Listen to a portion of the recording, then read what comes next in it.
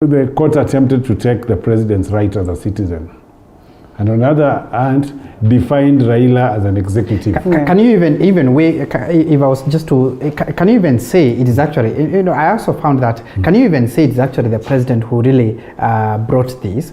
Well, actually, I remember the late chairman of the BBI task force, he actually said, and I remember even when they were correcting the views from the public, these are the issues we want to address. What is your take on the foreign issues, the 9 issues? And he used to say, one of the questions that used to arise almost in every other forum, are we going to have a referendum? And he said, I also don't know.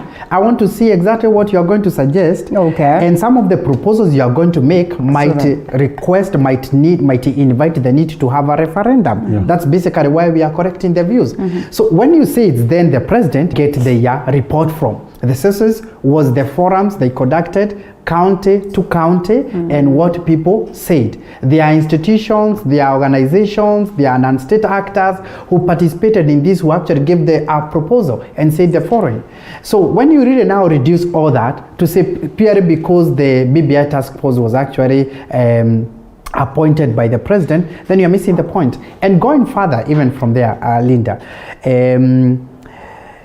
I also find it absurd. For the longest, I think since around 1984, 1985, the agitation of a new constitution in this country all the way up to 2010.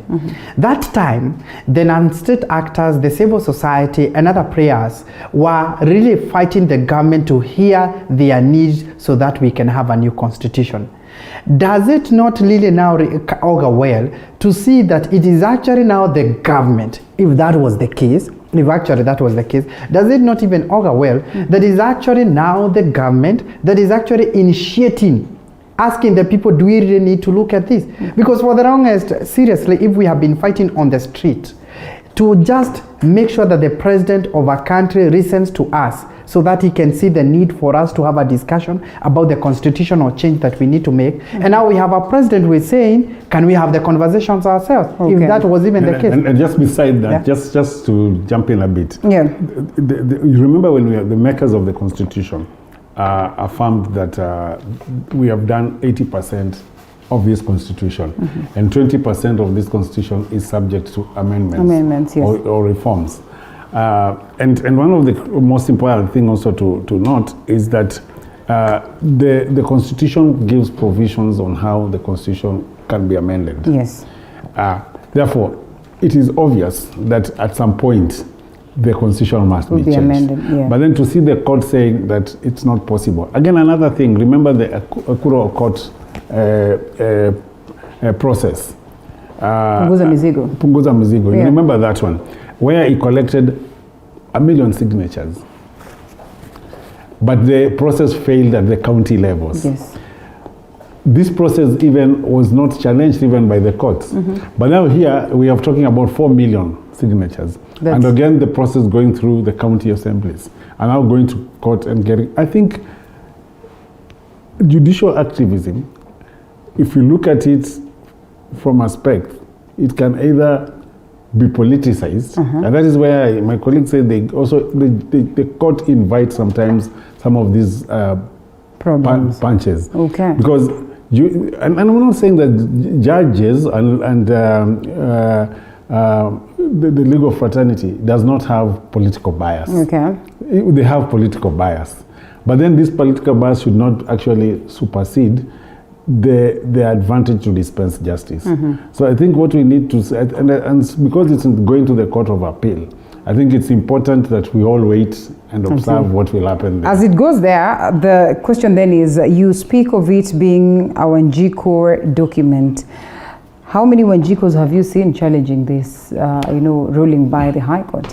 Let me tell you one thing, and I think it's important for us to also note that, is that the way our democracy and our governance system is tailored is that representation is on different levels.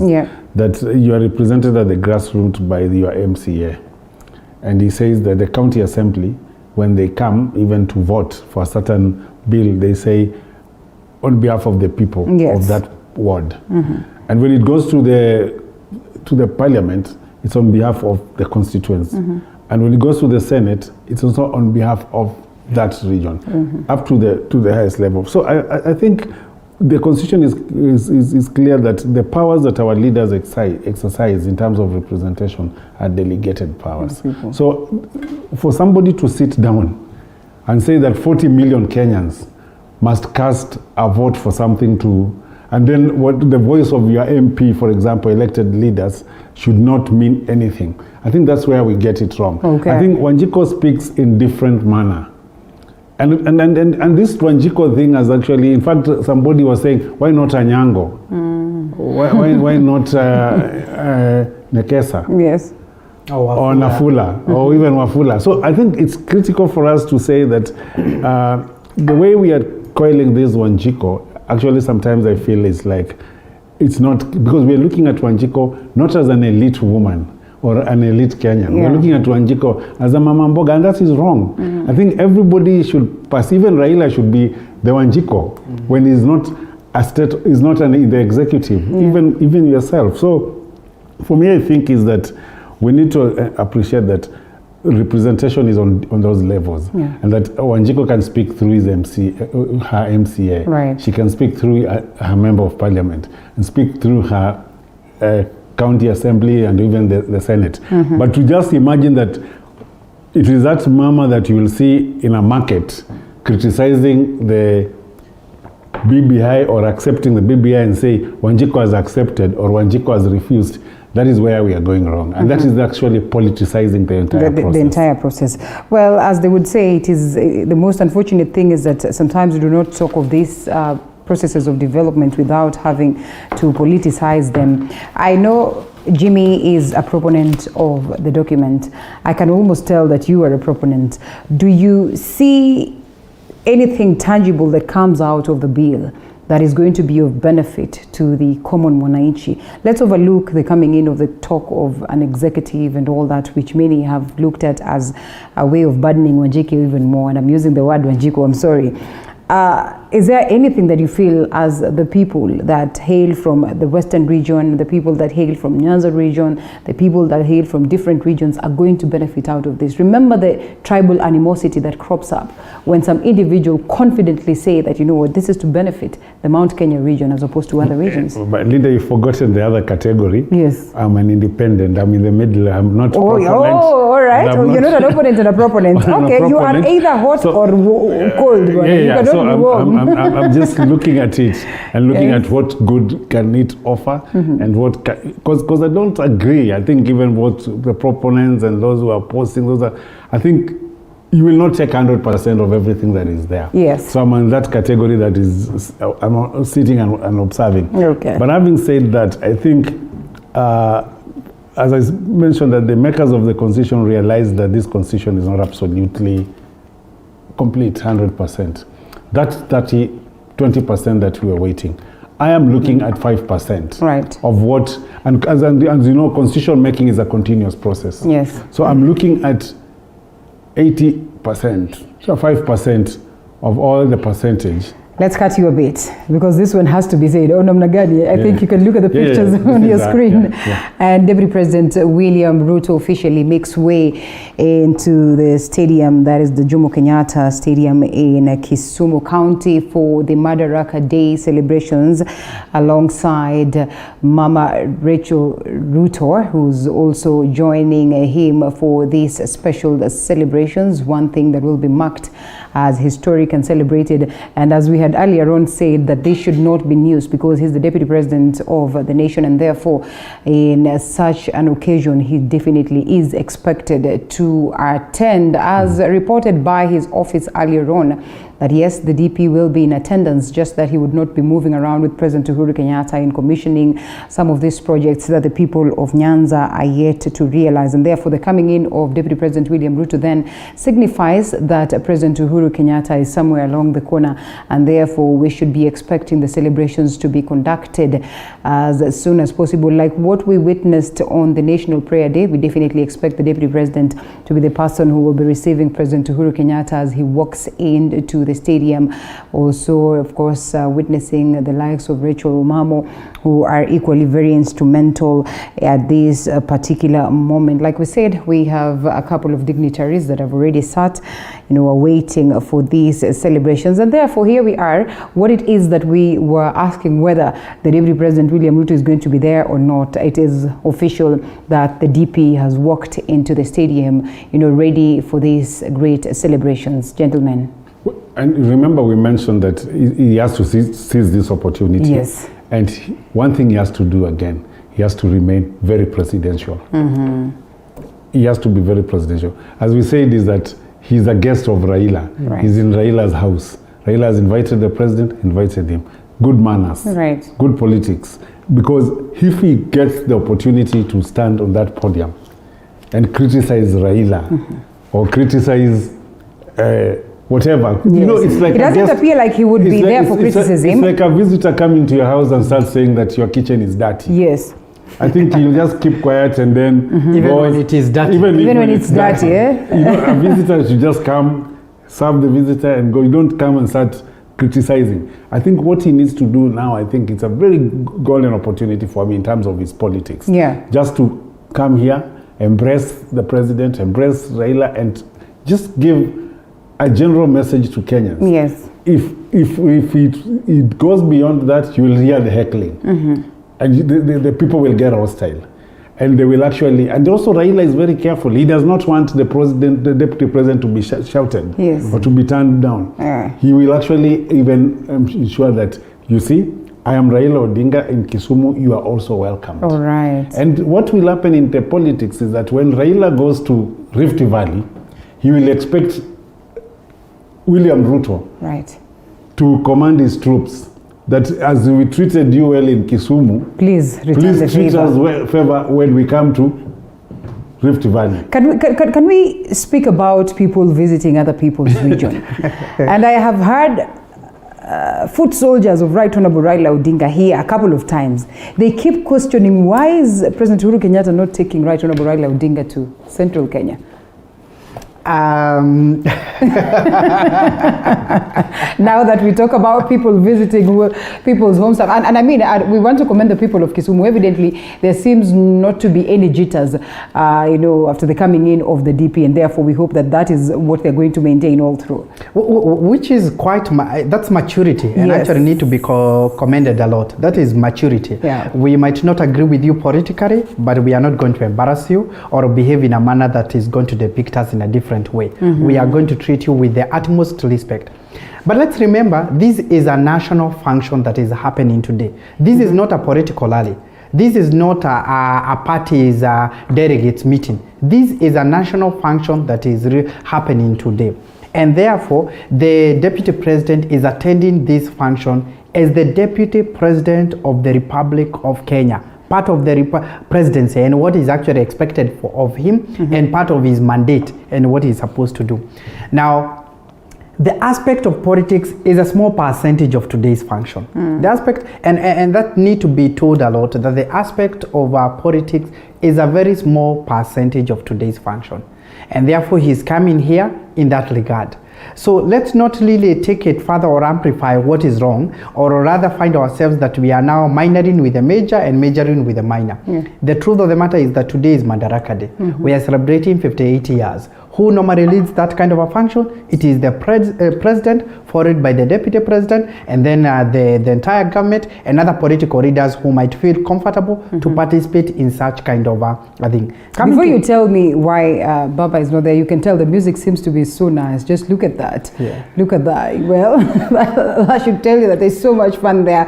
And I also receiving reports that President Uhuru Kenyatta is somewhere around Mamboleo, finding his way into the Jomo Kenyatta Stadium. So he should be there any moment from now, and we'll be giving you live pictures of the same the moment he walks into so that is Right Honorable Raila Odinga has also made his way into the Jomo Kenyatta Stadium in Kisumu County. That should evidently tell you that yes, the celebration is officially almost starting. Well, interesting, and as many would read in politics into this, why is it that Right Honorable Raila Odinga gets there after the DP? I will ask you. Is it because he's the host? Not necessarily, but you know, they really also amplify these more actions because the perception is that the senior should always arrive slightly later. Yes. So in this one, it looks like he was actually even timing the deputy president and to arrange to arrive, and then he gets in. Actually, we haven't even seen his entourage. So he's the senior in this case. So he's actually trying the speeches will not. There's no way he will speak after the DP. There is no way he will speak after the DP. Right. And I love the gesture that we are seeing there. Him embracing Rachel in a very warm way, and like you correctly mentioned, I think it was sometimes earlier in regard to, let's remember these people are friends, so to speak. Right. We saw Mudavadi also going for the wedding. We saw Justin Moturi also going for the same wedding, and many others. Let's really also remember that these people are actually friends way beyond what we are seeing here. But of course, I know here, politically speaking, Raila Odinga would want to walk in slightly be after DP Ruto to actually show that now I am the senior one around here. Yes. In fact, I'm sure were it not for a national function and we were having this conversation slightly when we are off here, he would have even wanted to ride on that motorcade of the president and show this is the region. We're waiting to see the sitting positions and all that. Possibly they are going to ride out together after the function, so that they also don't really breach the protocols. But I'm sure you'd want to show this is exactly what we are talking about now. I'm the senior one around here. And you remember when they were having a political rally sometimes back, and the deputy president participated on that political rally. Ruto is the one who actually invited Raila to speak, if you remember that. Yes. It was a demonstration of seniority. And possibly if Ruto was not the deputy president, also if he was just a political leader, equally, and Raila was the deputy president, if they visited Rift Valley, it would also be a similar scenario, like I am the man here now, it is time that we follow the same natural protocols here, that you come after me, or I'm the one who is commanding here, or giving directions on what to do. That is really going to happen today, and definitely it's going to be quite a highlight that we are going to observe on how really that goes, and I hope that it doesn't really breach the protocols of President Uhuru Kenyatta now getting his way into the Jomo Kenyatta International Stadium, Kisumu. We also acknowledge that there's going to be the presence of the Burundi president, that is Evariste Ndayishimiye. And yes, actually it is him, it's not the president, and I think I'm glad that I had mentioned that. But yes, Burundi President Evariste Ndayishimiye is gracing this session as well, a memorable moment. And in most cases we could see this in the past, that in such celebrations presidents from different countries would be invited. Well, while this could be a different function that brings him here, then he joins President Uhuru Kenyatta, or joins his counterpart in marking this great day of celebration for the nation. That is to tell you, President Uhuru Kenyatta will be marching in any moment from now. Of course, the president joined, and therefore will be, of course, of Kenya in celebrating the day. Deputy President Ruto receiving him right there, and of course showing the direction as to where he sits as we await the coming in of President Uhuru Kenyatta alongside the mother of the nation, Mama Margaret Kenyatta. As we had said earlier on, a couple of minutes, he was somewhere at Mamboleo and finding his way into the stadium. So any moment from now, we'll be giving you pictures of the coming in of President Uhuru Kenyatta before they officially start the conversation. Gentlemen, back to you. And yes, you were saying something before I interrupted you. Yes, we were just like winding up on that, we must also remember that this is actually a national function. Yes. And there is going to be that political aspect that is really going to be at play today, where the depiction and the demonstration of actually who is senior in regard of protocols and those kind of things. But we must also remember that it is important, however much we really want our inclinations and affiliations politically to really serve as the senior one, it is important that we remember this is a national function. Yes. And therefore it is important that we don't really breach that protocol, because we need it tomorrow. We need it when we are celebrating 70 years, 80 years, 90 years. We need it all the way. So when we breach it just to try and accommodate the differences or the inclinations of our political leaders, then it might actually... Look at that. I'm sorry I have to cut you short on that one. You have seen that greeting. It's one that we have to celebrate. Evans. I think that's as I said. Yes. Is that William Ruto has an opportunity. Yeah. And this opportunity he has to both play politics and also good manners, good political manners. Right. I think it's not, as my colleague has said, it's not the time of politics. And he needs actually also to know that this being a ground that last time he was here, he was not properly received, he can still leverage on Raila Odinga. Yeah. And he can leverage on the handshake, if by extension. So I think what we'll wait to see is that we'll wait carefully to see his speech. The body language speaks a lot. We've seen both Raila appearing to, you cannot misbehave even when you have an enemy visiting you probably, and you did not agree on many things, and visits you and comes with good hands. So you'll receive the visitor also. They're well known for political charisma. But you see now, that's why I'm saying if it's politics, he has to be very careful. Yeah. Because he has to play politics that does not appear to be attacking the other side and polarizing.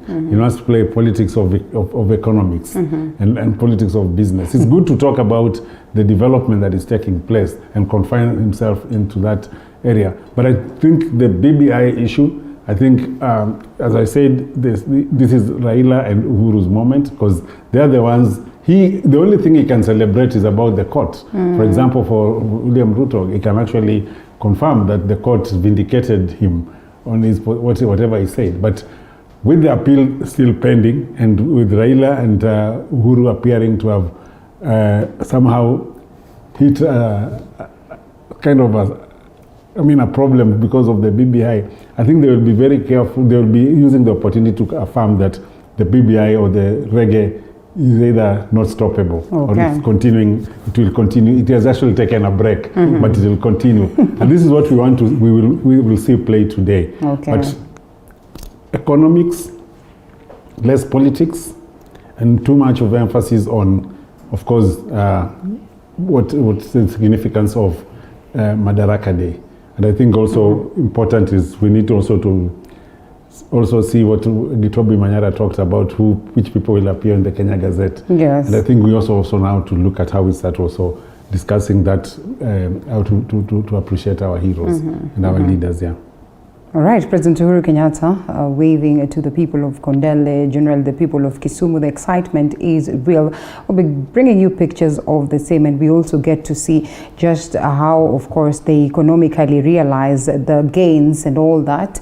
But even before that, you are not off the hook. Why is it that we have not seen the people of Mount Kenya holding the hand of Baba and taking him there? Though at some point in time, we've seen him going through some level of coronation. I don't know whether it amounts to what Muturi went through. Yeah? Maybe we are going to have Mashujaa in Nyeri or somewhere, or possibly around there. But definitely it is now public knowledge that President has not been receiving very warm welcome around Mount Kenya, and therefore maybe a bit uncomfortable to really bring somebody in that area, especially now that the region appear to have been inhibited a lot by the Tanga movement. Maybe that could actually be the smaller issue around there, and he's a bit uncomfortable to feel like he would want to bring a visit of the statue of Raila Amolo Odinga to Central, so to speak, or possibly he would want to come there first alone and prepare the ground and that kind of a thing. And maybe that's the issue there, because maybe that takes us back to what Evans had mentioned earlier. It comes to a time when you are disowned by your own, because you can see how other communities are strategically positioning themselves to get into power. Yet Mount Kenya region, who are holding the power now, are strategically positioning themselves on how they can hand over power elsewhere. That's Okay. quite a bit ironical, and that is not to really say that there hasn't been real benefits that have been realized during President Kenyatta's reign. That is not really the case. Is maybe they are looking at the future and thinking that they need to prepare for the future. I've seen the president in a number of occasions trying to remind Mount Kenya and telling them it is okay if there is somebody else who is promising you something, but first take what is on the table. Okay. It is here. Please enjoy now that it is here. What you are being promised, you are not even sure. It is okay. You can position yourself that if it's going to come your way. But now this one that is already here, why don't you grab it? Why don't you get hold of it? And the truth of the matter is that they have also had opportunity. The Mount Kenya region have had an opportunity to speak about issues in regard to what concerns them, their agriculture, their produce, their markets, and those kind of things. And for the first time, the coffee farmers are very happy around Mount Kenya region and elsewhere because the prices have gone up. Yeah. The farmers, the coffee farmers are very happy. For the first time, the tea farmers are very happy. They might not have realized that from the money, but now they are very sure that the money is coming because most of the cartels are out. You saw the kind of elections that were happening in most of the KTDA's factories there, and they were quite uncomfortable with the people who are perceived to be the cartels who are really affecting, who they felt like were the people who are affecting the prices, that kind of a thing. I want to believe maybe towards the end of the term of President Kenyatta, maybe he'll have an opportunity to bring his brother, his elder brother, Raila Odinga. And that's what we mentioned in the beginning. Yes. I think we need to demystify that Raila cannot go to Central, or Ruto cannot go to Nyanza. I think these are our leaders. Yeah. And they should be able to traverse across the country. They should be able to go. And I think Raila doesn't need, probably, I shouldn't even think that Raila will need Uhuru to go to Central. I think the leadership in Central should be able to appreciate and impress leaders in this country. And that's when we start fighting about this Balkanization or ethnic Balkanization, where you feel like this is Central and it belongs to the people that we only approve to come to Central. I think once we remove that from our politics, then our democracy will mature. Yeah. I think I want to see Kalonzo the other day went to Central. It doesn't matter. It's not about crowd pulling. Even if we could only address people in a market center, that is good enough. I think we need to allow our leaders to be able to feel they're part of this country. The fact that Uhuru's visit in Nyanza, for me, I believe is a historic. History judges us, and like I say that if you remember the events of 1969 and the events of today, right, in the context of Jaramogi and Kenyatta, the fact that Uhuru is received in Nyanza very overwhelmingly than even his own father, is also to mend relationships between those two regions. And I think as much as anybody, even Ruto, would think that, oh, I need to benefit from this, but look, the historic problems that have been surrounding these two political protagonists is what we're trying to, what I think the handshake also serves as a purpose of trying to ensure that, and I can tell you, the day I think before Uhuru arrived in Nyanza, I saw people in Nyanza saying, even owning him, not even people in Central, saying he's one of them, saying he's their brother. And even I think there was this joke that they have already found an Anyango for him, yes, so that when he comes, he should not feel he's lonely. There's already a lady there for him. And this is the kind of politics we want to see, the kind of cohesion we want to see. We want to see Raila going to Central and the leadership in Central, not actually calling a press conference and saying that he will not enter Central or he will not leave. I think once we're able to change that, and that's Madaraka Day should be able to give us that opportunity, that 58 years of independence, no Kenyan should feel that he cannot step in any part of this country. And we should actually be able to ensure that even whether it's the deputy president, whether it's Raila Odinga, whether it's Kalonzo Musyoka, these leaders are able to go everywhere in this country. And also we need to ensure that, to see that our political leaders at the grassroots do not also use politics of deceit. Right. so that they make you feel Raila is bad, but they are with him in other quarters. And that's what I think our politics is like that. It's so deceptive politics, where you find leaders tell supporters and wananchi one thing, but they practice a different thing. And I think as we celebrate Madaraka Day, I think this is a lesson. And we've seen who would say Raila and Ruto have a problem when you see them together, or Uhuru and Ruto by extension. I mean, nobody would say that. But I think there are those so-called foot soldiers. These are politicians, and most of them, ironically, and I've done my own research, they're first-timers. I think they have come to politics for the first time. Majority of them have not been in that house for. So they are there for relevance also. And one they are fighting for survival. Yes. And two of them, they have actually commercialized politics. And there's the perception that they are only there for their own economic benefit. And let's be very sincere. We have made our politics to be more of a commercial entity than about leadership and service.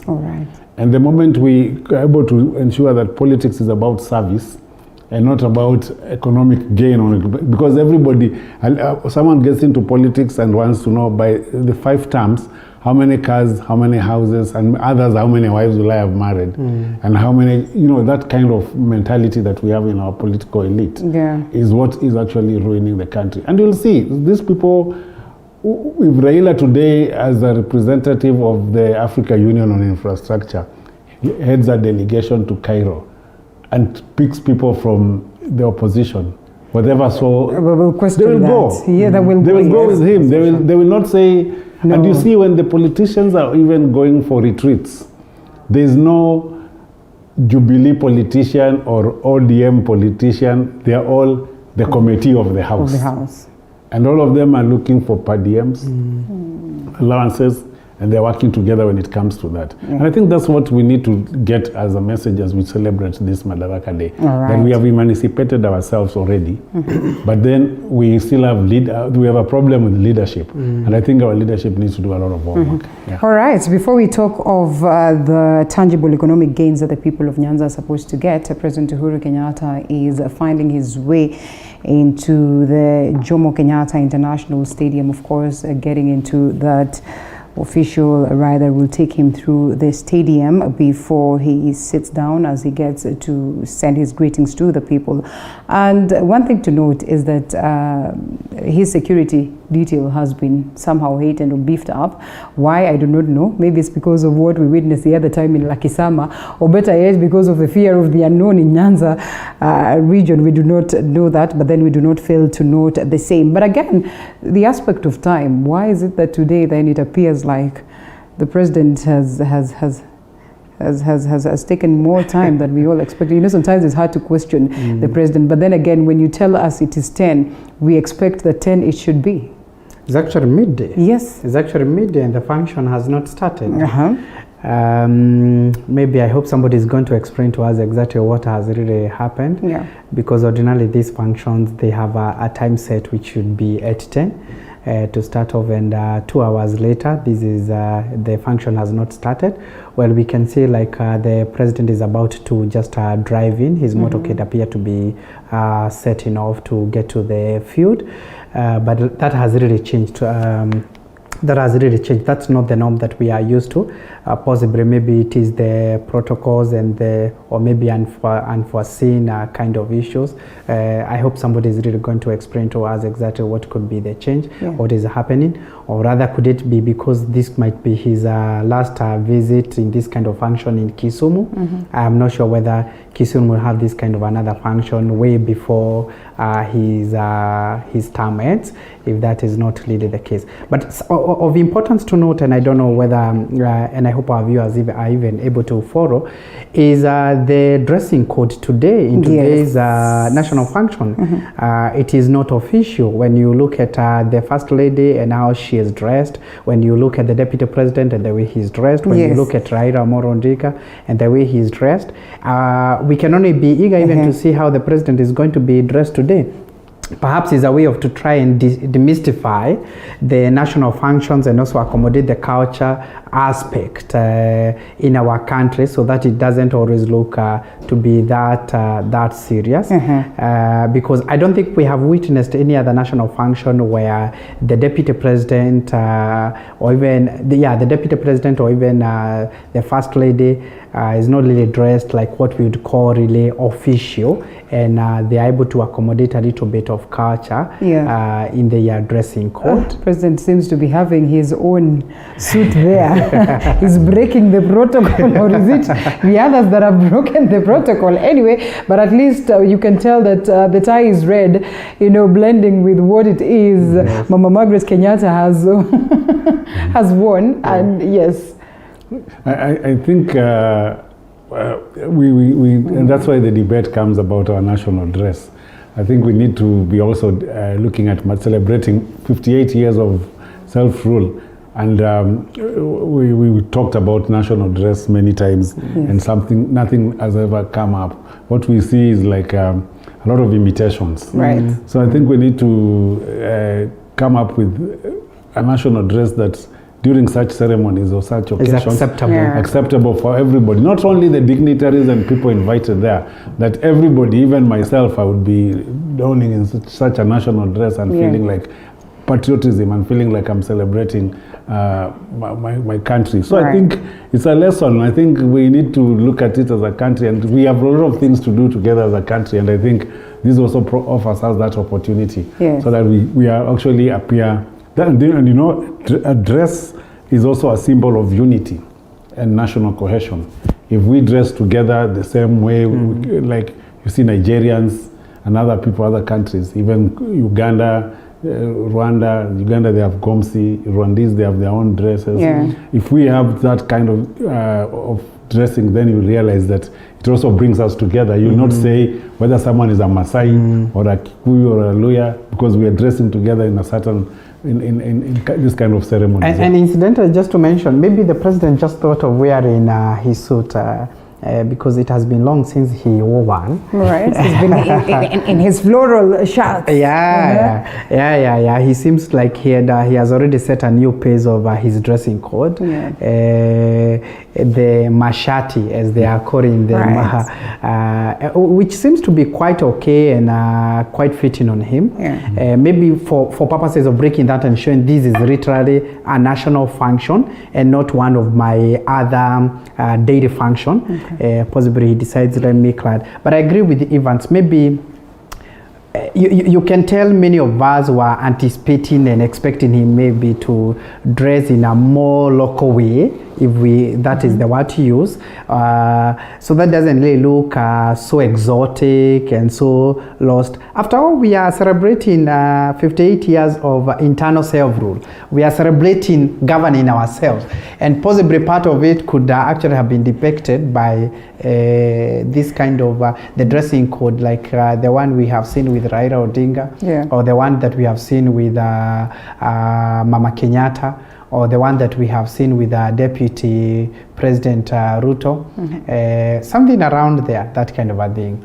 At least he should have blend, tried so hard to blend. The memo didn't reach everybody. But it looks like he did not receive the memo, while the memo should come from his office.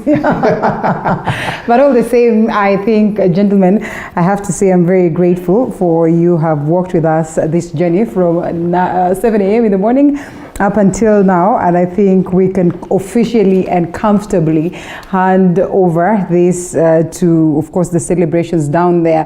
I was expecting for us to touch on the economic gains that the people of Kisumu will get, but I think it should almost be common sense.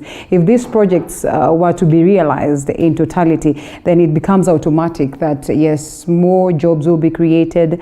Most of the Kenyans or most of the people of Kisumu will get, employment and so much more. The social activities then will be beefed up around these particular crucial projects, and therefore we can not only wish them nothing but the best. We hope that this is realized, much as we see that the government is broken away. I would want to believe that this has been looked into. So Evans Wafula, asante sana for being with us all the way from 7 a.m. up until now. Jimmy Kagoni, asante sana too. I think it's now fair that we get to close this session from this particular point as we all join in to celebrate this 58th Madaraka Day that is being commemorated at the Jomo Kenyatta International Stadium in Kisumu County. Later on, we'll be getting more details of what has played out or what has been read into that will be given to us by my team down there. We have Mwangi Maina. We'll be preparing this report ably so that at least we are on the loop. On that very note, we say thank you so much also for keeping us company, for the feedback that you've sent. Immense feedback. We might not be able to go through all this, but we say asante sana. So I will take you all the way to Kisumu County as I look forward to see you again tomorrow. My name is Linda Lela. Do enjoy the celebrations once again.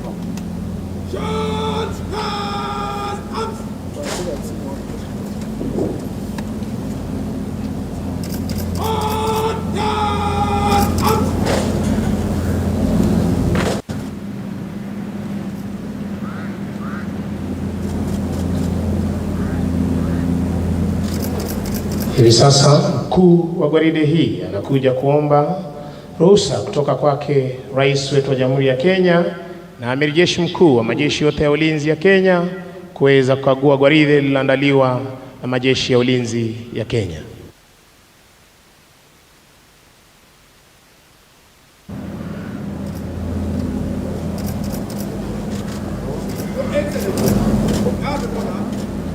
By the Kenyan Defense Forces, present and ready for your inspection.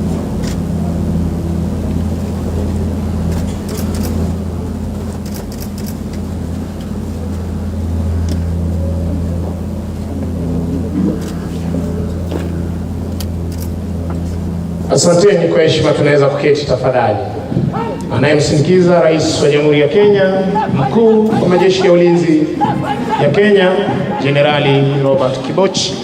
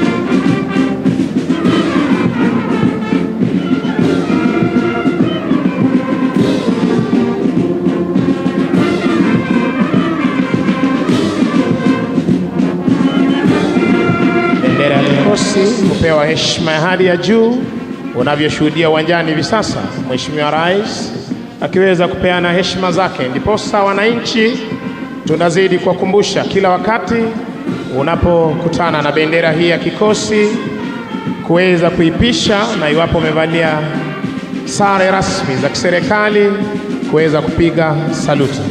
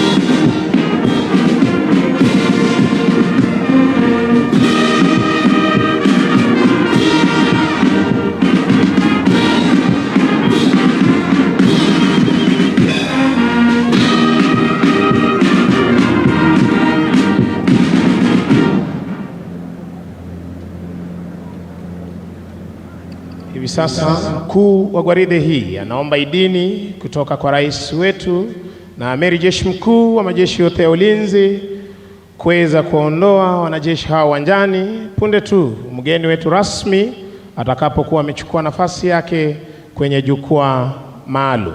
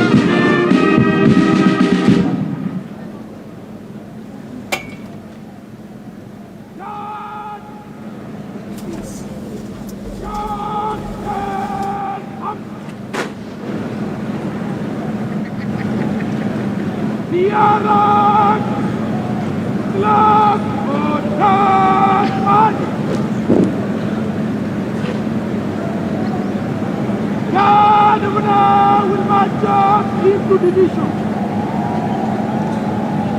Up to the right defiance.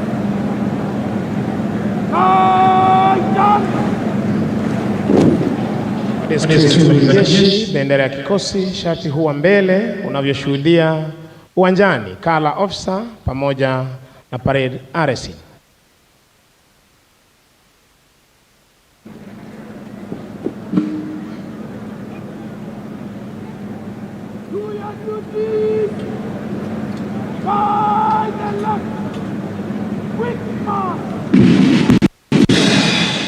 Basi Mheshimiwa Rais kwa amri hiyo waliopewa wanajeshi hawa, by the quick march, wanajeshi hawa wanaondoka hivi sasa uwanjani kupata kujiunga na wenzao, kuzidi kuhakikisha kwamba mipaka yetu iko salama, anga letu liko salama, na fuo za bahari zetu ziko salama saa 24.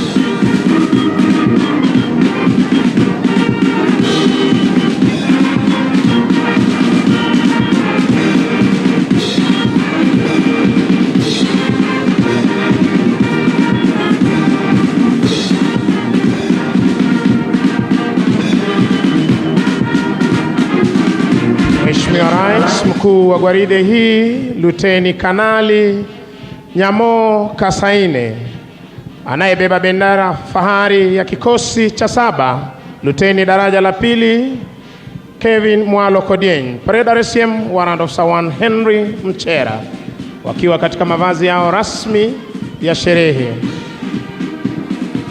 Kikundi cha 2 cha jeshi la nchi kavu katika mavazi yao rasmi ya sherehe.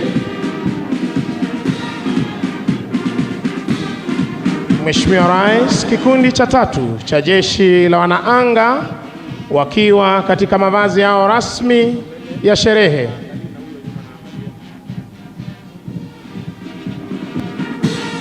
Kikundi cha 4 na cha mwisho, jeshi la wanamaji wakiwa katika mavazi yao rasmi ya sherehe. Parade Adjutant Captain Zefania Onyambu, waweka alama jeshi letu la nchi kavu. Mheshimiwa Rais, muziki umekuwa ukiporomoshwa na bendi za majeshi ya ulinzi, chini yake mkurugenzi mkuu wa muziki Luteni Kanali Martin Mboka Makadia, Senior Drum Major Warrant Officer 1 Lucas Ochieng Okoth, wakiondoka hivi sasa uwanjani baada ya kutuletea muziki uliopangwa ukapangika. Nitampisha mwenzangu afisa mteule daraja la 2 Sylvester Achanga aweze kutuletea tamasha za ndege zetu za kijeshi kwa pamoja. Asante sana mwenzangu Corporal Ben Misango kwa hiyo tamasha nzuri ya parade. Mheshimiwa Rais, wakati wote tutakuwa tukipokea ndege zetu, na kwa mbali ndio hizo zinakuja ndege, kikundi cha kwanza cha ndege 3 ambazo zinakuja zikiwa zinapuliza moshi mweupe kuashiria kuwa kila kitu kiko shwari. Wanakuja uzuri kabisa pale wakiongozwa naye Meja Ochieng, ambaye kwa kweli wanapita taratibu wakiwa wanaonyesha ujuzi wao. Kumbuka hizi ndege aina ya Tukano mara nyingi zinatumika katika mafunzo. Wapigieni makofi wanapopita. Asante sana. Ndege za pili ni ndege aina F5 ambazo zina uwezo wa kuruka kwa kasi na hali kadhalika kubeba makombora mazito zinapita pale uzuri kabisa katika Diamond Formation. Wapigieni makofi. Hawa ni vijana wetu hapa nyumbani, hakuna mgeni hata mmoja. Kumbuka hizi ndege kwa kweli zina uwezo mkubwa wa kuweza kuruka kwa kubeba makombora mazito na yanaweza kupiga na kurudi nyuma zikiwa kitumia mwendo wa kasi kabisa. Mheshimiwa Rais, ndege ya tatu ambayo inakuja ni ndege aina ya Tiara, aina ya Puma. Inakuja uzuri kabisa ikiwa imebeba bango kubwa kabisa, bango ambalo linasema God bless Kenya. Wapigieni makofi hao marubani. Mheshimiwa Rais, jambo la kufurahisha ni kwamba marubani wa ndege hii ni akina dada, Captain ambaye ni Captain Orina na Captain Mutua. Wapigieni makofi wanapopita hapo mbele ya jukwaa ya rais, wakiwa wamebeba bango ambalo lina ombi nzuri kabisa, Mwenyezi Mungu aweze kuibariki Kenya. Basi Mheshimiwa Rais, wanapopita ndege ambayo nitakuwa nikitarajia sasa hivi ni ndege aina ya Spartan ambayo inaongozwa naye Meja Omar pamoja na Meja, na kwa mengi zaidi namkaribisha mwenzangu aweze kutuletea tanga mwanamyavuli. Asante sana Amiri Jeshi Mkuu wa Majeshi ya Ulinzi. Angani hivi sasa ni wana Green Eagles, mojawapo wa vikosi vilivyokamilisha brigade operesheni spesheli za jeshi letu la nchi kavu. Kikosi hiki kiko chini yake Kanali John Njeru ambaye ndiye kamanda wa brigade hii kwa sasa. Kikosi hiki kilianzishwa mnamo mwaka 1987 na baada ya mafunzo ya mwaka mmoja, wanajeshi wa kikosi hiki walikuwa wamebobea kwa kuruka na kudhibiti parachuti wakiwa angani tayari kabisa kwa shughuli mbalimbali za ulinzi wa taifa. Basi kama mantiki ilivyopangwa, mantiki ya leo ni mantiki ya sherehe na moshi unaopulizwa. Huyu ni gwiji wa maruko anayefahamika kama afisa mteule daraja la pili Sami Tirop, akitumia kilipuzi cha moshi kuashiria wana Green Eagles kwamba hali ya anga ni shwari na vile wanausoma kadiri upepo unavovuma. Wanakuja vizuri kabisa hivi sasa, ikiwa kuna bendera 4 hewani ambazo zinapeperushwa na wana kikosi hiki cha Green Eagles. Ya kwanza kabisa ikiwa ni bendera ya Jamhuri yetu ya Kenya, ya pili ikiwa ni bendera ya majeshi yetu ya ulinzi, ya tatu bendera ya kaunti ya Kisumu, na ya 4 ni bendera ama bango lililo na maudhui ya sherehe hii nalosema pamoja tusonge mbele. Kikosi hiki Mheshimiwa Rais kinafahamika kwa kutekeleza operesheni zake usiku wa manane ili kuweza kumnyemelea adui. Anakuja kwa maridadi kabisa hapa akitumia ujuzi wa hali ya juu alionayo Jump Master Warrant Officer 2 Sami Tirop. Anatulia kidogo angani, anaangalia atatua wapi. Kwa uzuri kabisa, tumpe makofi anapotua hapa uwanjani kwa umaridadi mkubwa. Tuongeze makofi. Tuongeze makofi kwake Jump Master, huyu akiwa ni gwiji wa maruko. Mheshimiwa Rais, hivi sasa tunatarajia bendera yetu ya Jamhuri ya Kenya kuweza kutua mahali hapa kulingana na mantiki kama ilivyopangwa, mantiki ya sherehe hii ya Madaraka.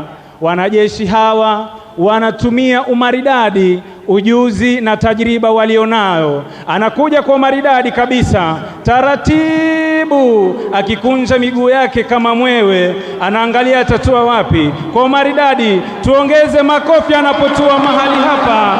Afisa mteule daraja la pili Joseph Munai anatua kwa maridadi kabisa, akibeba bendera ya Jamhuri ya Kenya. Mheshimiwa Rais, bendera itakayotua hivi sasa ni bendera ya kaunti ya Kisumu. Inatua kwa maridadi kabisa, bendera hii ikiweza kupeperushwa na Senior Sergeant John Njoroge. Bendera ya majeshi yetu ya ulinzi inateremka kwa maridadi kabisa mahali hapa, ikiteremshwa hapa chini na Senior Sergeant Kali Mwema. Bango lililo na ujumbe ama maudhui ya sherehe hii, pamoja tusonge mbele, linateremshwa kwa maridadi kabisa na Warrant Officer 2 Obadia Midhibe, anatua kwa maridadi. Makofi kwao wanaposhuka mahali hapa.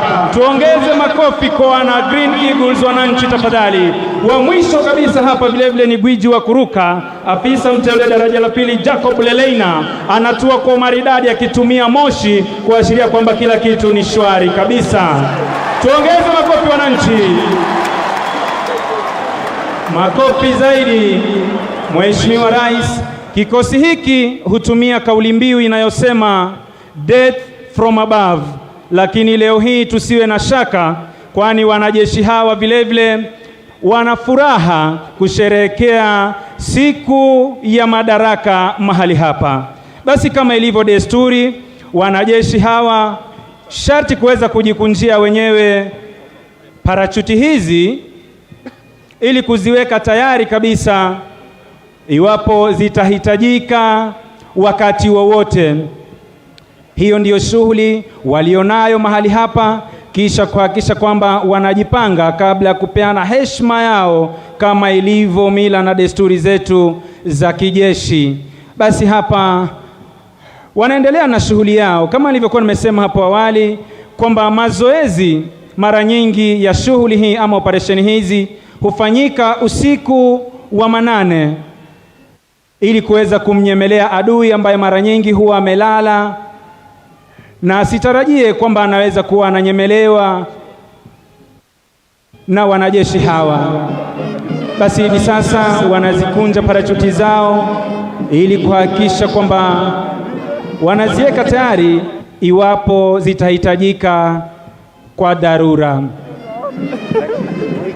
Basi wanajipanga hivi sasa ili kuweza kupeana heshima yao kama ilivyo kwenye desturi zetu za kijeshi. Mheshimiwa Rais, mafunzo haya ya wanajeshi hawa na Green Eagles yanafanyika hapa nchini Kenya kwenye shule inayofahamika kama Special Operation Training School.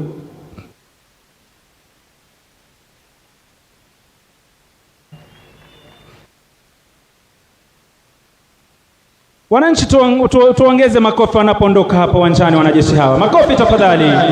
Baada ya onyesho hili lao wana Green Eagles.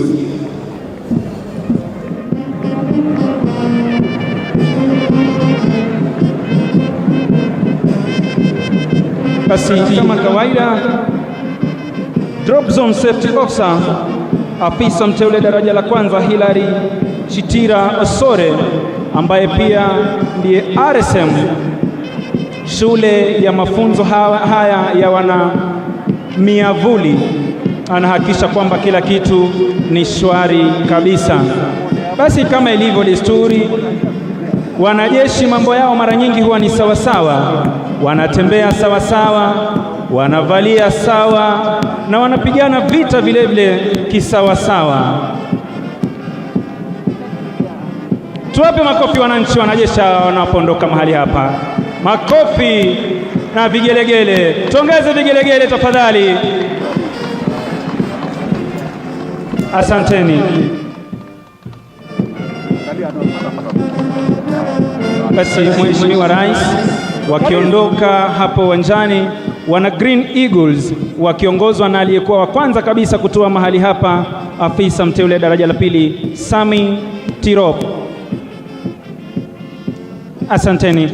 Mheshimiwa Rais, hivi sasa nitarudisha kwake mwenzangu Ben Misango aweze kuendelea. Mheshimiwa Rais, na huo ndio utakuwa mwisho wa tamasha zetu za kijeshi kwa pamoja.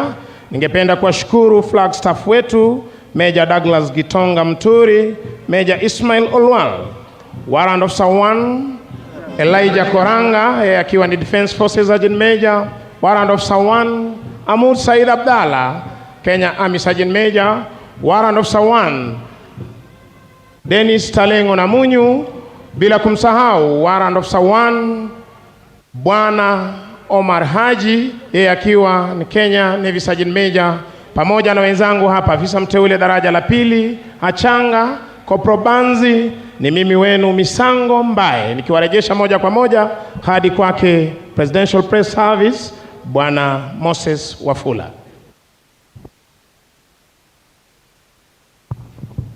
Asante sana wafawidhi wenza. Naomba tutulie kwa maombi. Tutaongozwa kwa maombi ya kimila na mzee Jotham Ajiki Ondu kutoka kaunti ya Kisumu.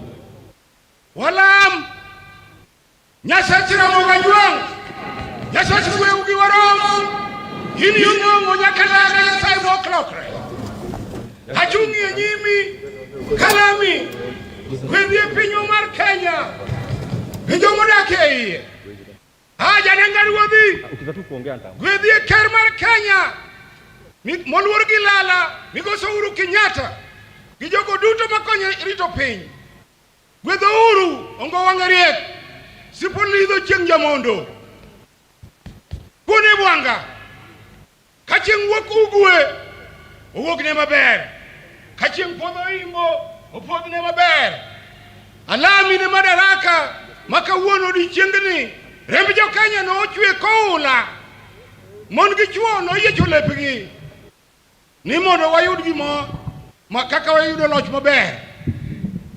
Miwa kwe makende, miwa kwe ma ok jarao, kwe ma ok wendo, mondo gandawa oyud dongruok kod nyak makende.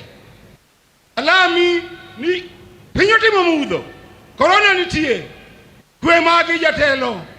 Alami kakelo magi duto iri, ochop iri malo, epolo malo, piach. Atafuata sasa Sheikh Faisal Al-Amundi, kiongozi wa masuala ya kidini SUPKEM. Bismillahirrahmanirrahim. Kila jinsi ya sifa njema ni yako wewe, mlezi wa walimwengu wote, mfalme wa siku ya mwisho. Wewe pekee tunakuabudu na tunakuomba msaada. Ewe Mola, muumba wa mbingu na ardhi, tunakuomba udumishe katika nchi yetu hii ya Kenya amani, umoja, undugu na maendeleo. Ya Allah, tumekusanyika leo hii kukumbuka siku muhimu katika maisha ya Wakenya ya kupata madaraka. Tulipata madaraka haya kwa uwezo wako na kuwakubalia bidii ya wazee wetu waliotangulia. Leo sisi tunajivunia.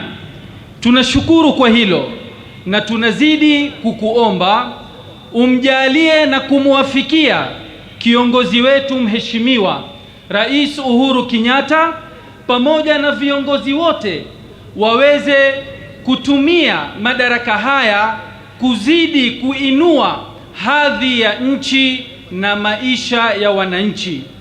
Ewe Allah, tunazidi kusumbuka na janga la korona katika afya zetu, katika uchumi wetu, hata kupoteza wapenzi wetu. Tunakuomba utuondolee janga hili kwa haraka, tuweze kurudi katika maisha yetu mazuri. Ya Allah, tunakukosea, tunakuasi, tunaomba msamaha kwako na utuongoze njia ya wale uliowaneemesha. Ya Allah, mwisho kabisa namtakia rehma na amani mtumishi wako wa mwisho, naye ni Muhammad, pamoja na manabii wote. Amin wa shukran. Atakayetufungia kipindi cha maombi ni Askofu Mkuu Winnie Owiti of Voice of Salvation and Healing International. Tuombe. Baba Mwenyezi Mungu, tunakushukuru sana siku ya leo. Umetukusanya hapa kutoka tabaka mbalimbali kwa sababu ya sherehe ya madaraka. Tunakushukuru kwa nchi yetu ya Kenya, taifa lenye makabila mbalimbali. Utofauti wetu Mwenyezi Mungu ndio nguvu yetu. Ubariki nchi yetu ya Kenya tunaposherekea madaraka yetu.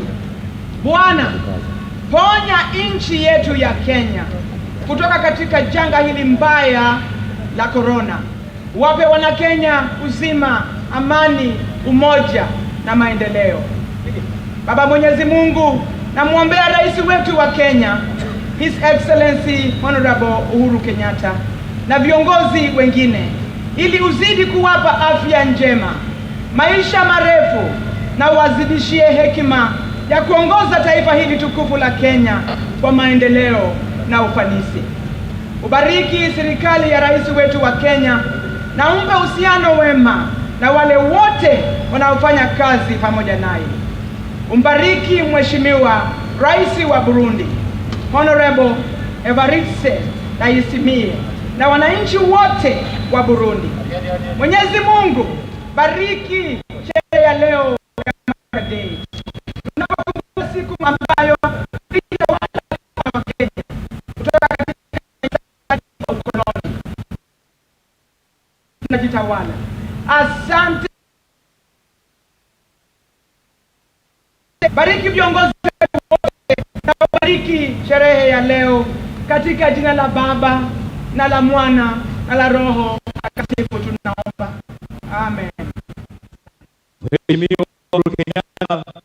Madaraka Day. Tunapokumbuka siku ambayo tulijitawala kama wana wa Kenya kutoka katika unyanyasaji wa ukoloni. Sasa tuko huru, tunajitawala. Asante sana Mwenyezi Mungu. Bariki Kenya, bariki viongozi wetu wote, na ubariki sherehe ya leo katika jina la Baba na la Mwana na la Roho Mtakatifu tunaomba. Amen. Asante. Mheshimiwa Uhuru Kenyatta, Rais wa Jamhuri ya Kenya na Amiri Jeshi Mkuu wa Majeshi ya Ulinzi na Mama wa Taifa, Mheshimiwa Bi Margaret Kenyatta, Mheshimiwa Evariste Ndayishimiye, Rais wa Jamhuri ya Burundi na Bi Angeline Dayuba, Naibu wa Rais Mheshimiwa Daktari William Ruto na Bi Rachel Ruto, Spika wa Bunge la Kitaifa na Spika wa Bunge la Seneti, Mheshimiwa Jaji Mkuu na Rais wa Mahakama wenzangu, watuandalie burudani.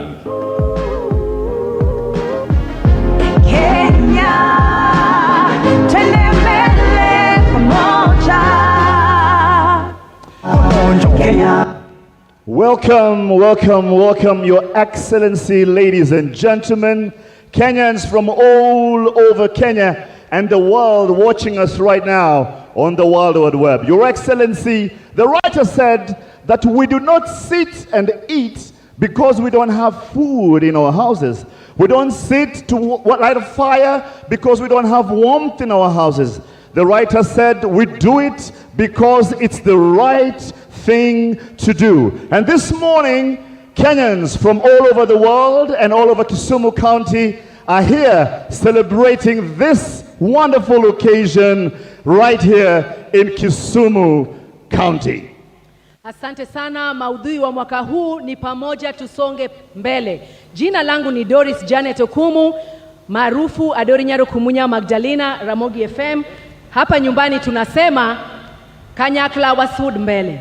Well, for those of you who don't understand that language which will be spoken in heaven, all she meant was together we move forward.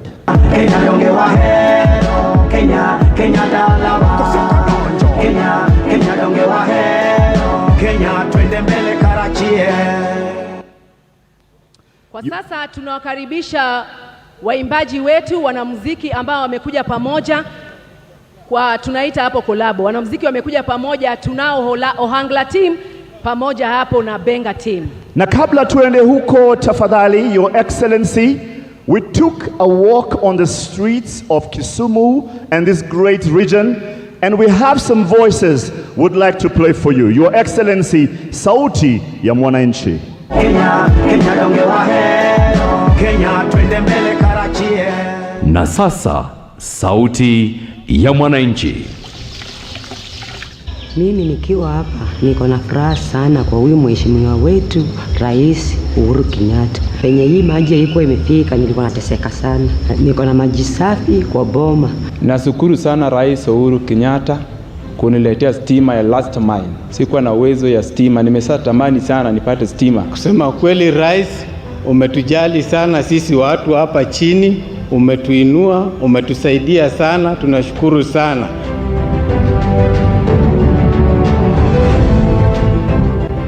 Tunashukuru sana Rais Uhuru Kenyatta kwa kupatia sisi hii barabara. Zamani ilikuwa mbaya, hata kupita ni ngumu.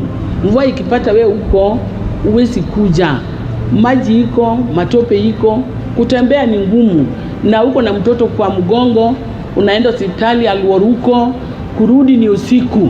Mimi nashukuru rais kabisa, wewe ni mtu mzuri, ulituahidi, tumeona, na saa hii hatuna mambo mengi upande wa kazi yetu. Kazi yetu imekuwa rahisi, tumekupenda kabisa, hata tunaomba tena urudi siku ingine kama vile ulikuja jana.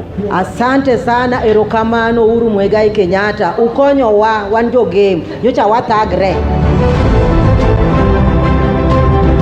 Nafurahia sana kurudi kwa shirika la reli. Zamani tulikuwa tunatumia hii reli na wakati ilipotea tumeumia sana. Kama reli itaanza kazi, sisi kama wamama biashara tutapata nafasi ya kwanza. Nasema ni asante, erokamano rais, erokamano pamoja na ndugu yako. I don't recall when a new stadium was built in Kisumu. I cannot even recall, because since I was born, we've just had one.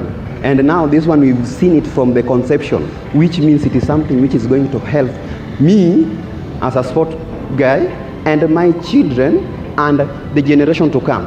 Kitambo watu hawakuwa wanasikizana vizuri. Ukiona mwenzako saa nyingine uko na chuki na yeye. Sana sana ukabila ilikuwa hapa nchini Kenya kabisa. Lakini sasa namshukuru kabisa kuleta hii handshake. Umetuletea amani na hiyo tunataka. Erokamano wa Kisumu.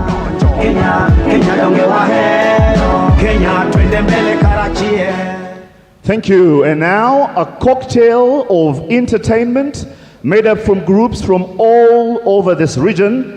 And we have the Dodo dance, which was performed by women in happy ceremonies. And we shall also have the Ramogi dancers, who shall perform a special dance, which was done only by men, and especially during the Teroburu ceremony. Pia tunao wanaohangla hapa ambao wamejitayarisha sana kutuburudisha siku ya leo, na pia tunao benga ambao watatuimbia hapo wimbo za uzalendo siku ya leo. Asanteni sana, twasema pamoja tusonge mbele. A mixture of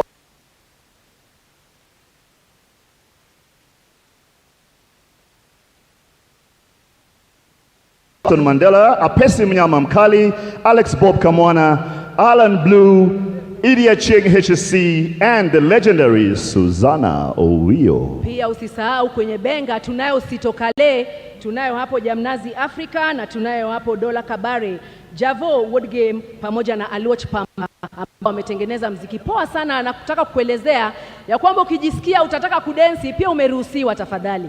Asante.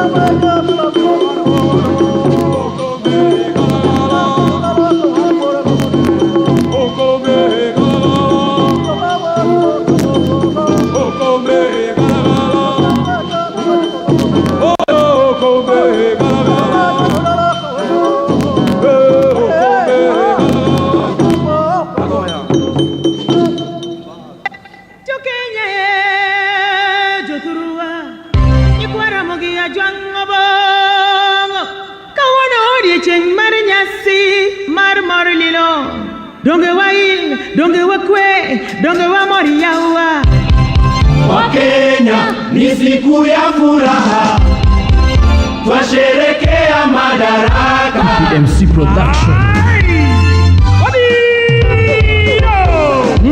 warwako Kisumu dala Madaraka chopo Jokenya ni gelo tusonge mbele tujumuike pamoja kwa usawa tujenge taifa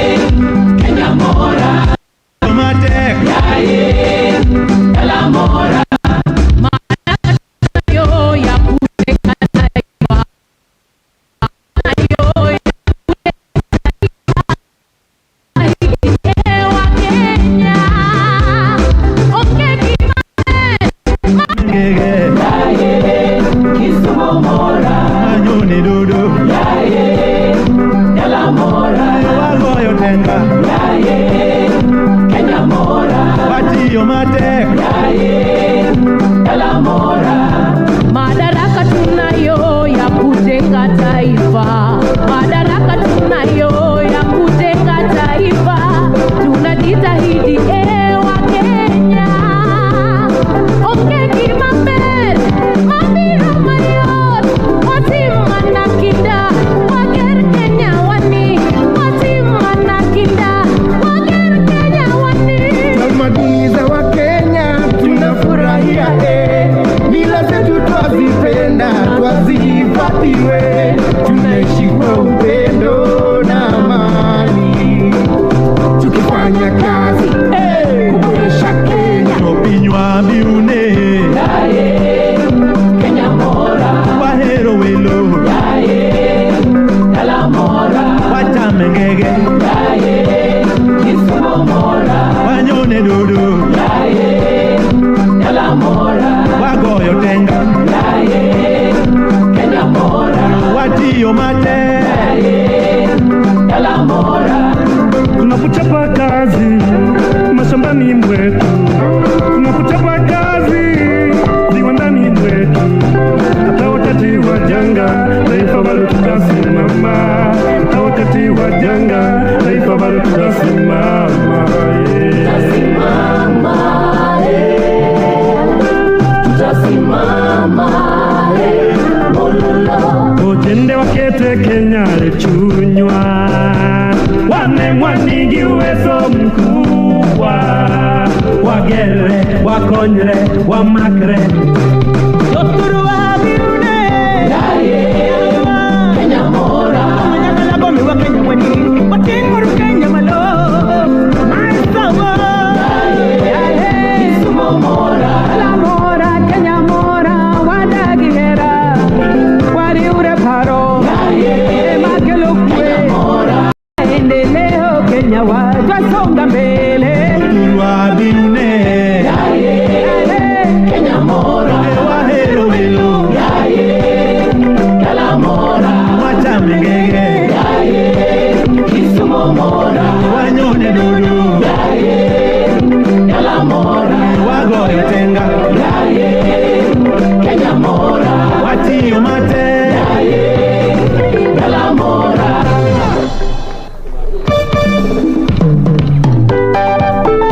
MC Production.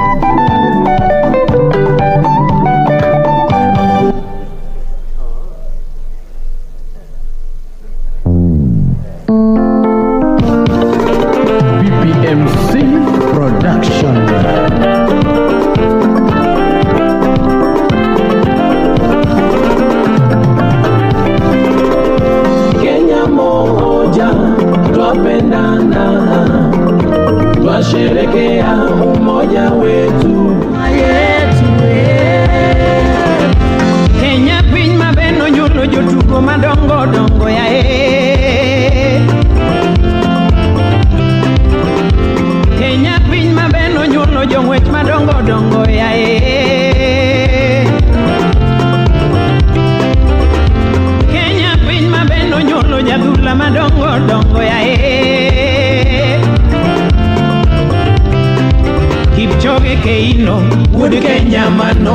turwaka Joka Denge Wood Kenya manoja turwaka Injera Collins Wood Kenya manoja turwaka Najivunia kuzaliwa Kenya Wakenya wote tuamuke tujenge uchumi yetu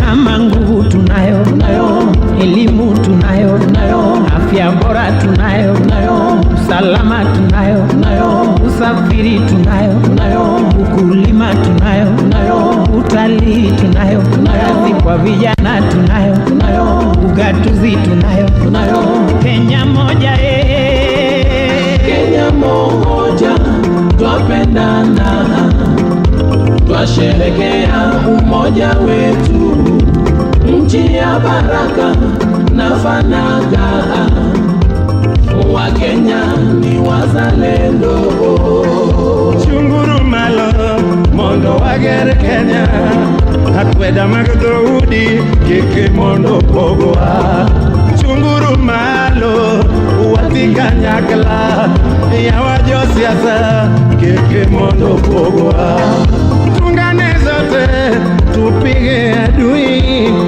chuki na fitina tuweke mbali tuwe kitu kimoja wana Kenya Ani Kenya berneno kubiune Nairobi kao namba kubiune Ni Mombasa berneno kubiune Kata Kisumu berneno kubiune Kenya namba moja Kenya yapendeza Watu wa Mombasa Kenya yapendeza Watu wa Nairobi Kenya yapendeza Watu wa Kisumu Kenya yapendeza Kenya nchi ya watu wote Kenya moja Afrika pembe zote duniani Kenya moja mbuga zetu za wanyama za vutia Kenya moja sekta ya utalii sifa kubwa kwetu Kenya moja wageni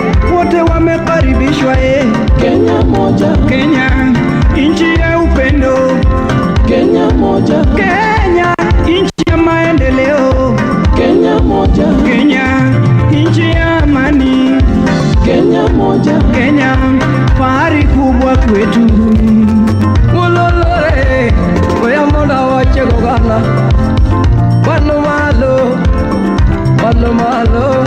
Mate wano malo Kwa masomo wano malo Fe wano malo Bewana wano malo Asili mali wano malo Kina mama wano malo Raisi wetu mpendwa Hongera Raisi wetu mpendwa Hongera Wakenya wote Hongera Wakenya wote Hongera Viongozi wazee wano malo Kwa masomo wano malo Fe wano malo Bewana wano malo Asili mali wano malo Kina mama wano malo Raisi wetu mpendwa Hongera Raisi wetu mpendwa Hongera Wakenya wote Hongera Wakenya wote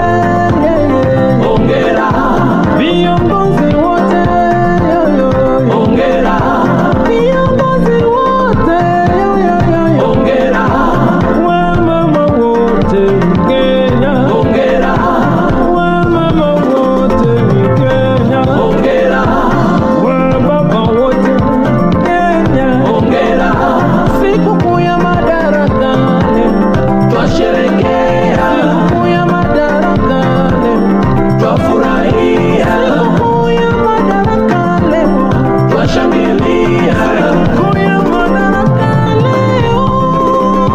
Kenya moja twapendana twasherekea umoja wetu nchi ya baraka na fanaka wa Kenya ni wazalendo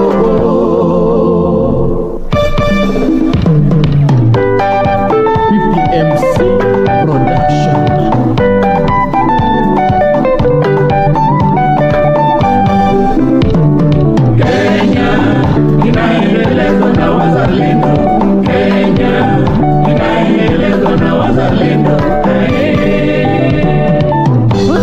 Kum kora chako kan gimora wero rais. Jatelo tich neni chako kapoditin tinga mariek. Itiyo matek tinga mang'on. Ikonyo joke. Ker mar Kenya, ker mar Kenya. Uhuru Kenyatta sirikal tiyo kod maendeleo wan go jo Kenya. SGR donjo Kisumu dala. KP eto mianeno yidhi kod meli Kisumo. Bypass wan go Katok, flyover wan go Kodele, moro bende wan go Bandani. Barabara safi sechadek wan Nairobi Buore.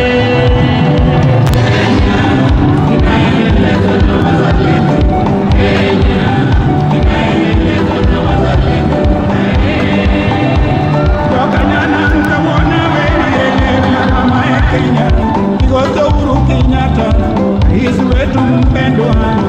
Tangu uongozi wako tumeona mazao, viwanda zinajengwa, chakula kwa taifa, nyumba na makao kwa bei nafuu, stima tunapata.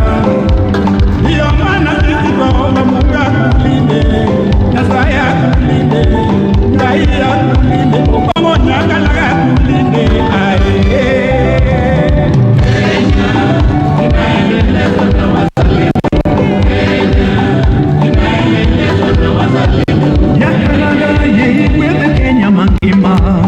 Oganda ma Kenya wan te wadoko joka ng'ato kwa bei nafuu, stima tunapata. Ndiyo maana sisi twaomba Mungu akulinde, Nyasaye akulinde, raia akulinde, pamoja kalaga akulinde. Kenya inaendelezwa na wazalendo. Kenya inaendelezwa na wazalendo. Yakalaga yigwedh Kenya mangima. Oganda ma Kenya wan te wadoko joka ng'ato. Kar kelo tulo we wamed gero thurwa ka. Jokabila duto wanowete koda nyimine. To nyithindwa be water somo gi kinda. Donge magi e jotelo mabiro tayo piny bang'e. Omiyo kuom mano Kenya duto fwayo rengo. Ranyisi makende mar kwe piny mangima. Todongi Kenya inaendelezwa na wazalendo. Kenya inaendelezwa na wazalendo. Ugatuzi maendeleo mashinani. Na vituo vya afya vinajengwa kote kote nchini Kenya. Chekechea wanapata elimu ya bure kwa watoto.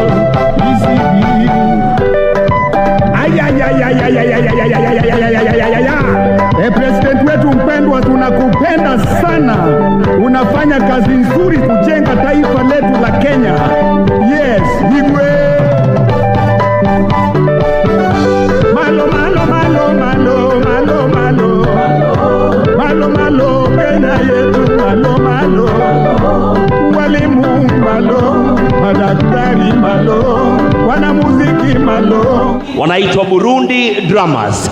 Hawa wameletwa kwa pamoja na rais wa Burundi mwenyewe ili waje watutumbuize hapa nyumbani. Tunakaribisha Burundi Drummers. Karibuni Machegni Urukisumo.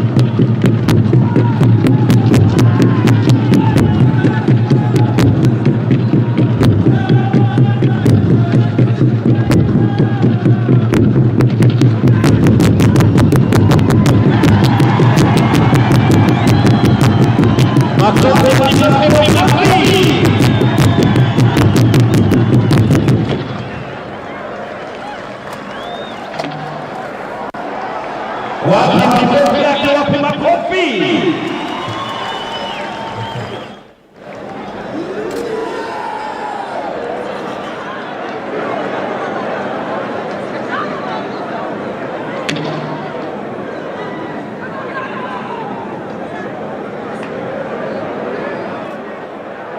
Hapo sasa, wapi makofi?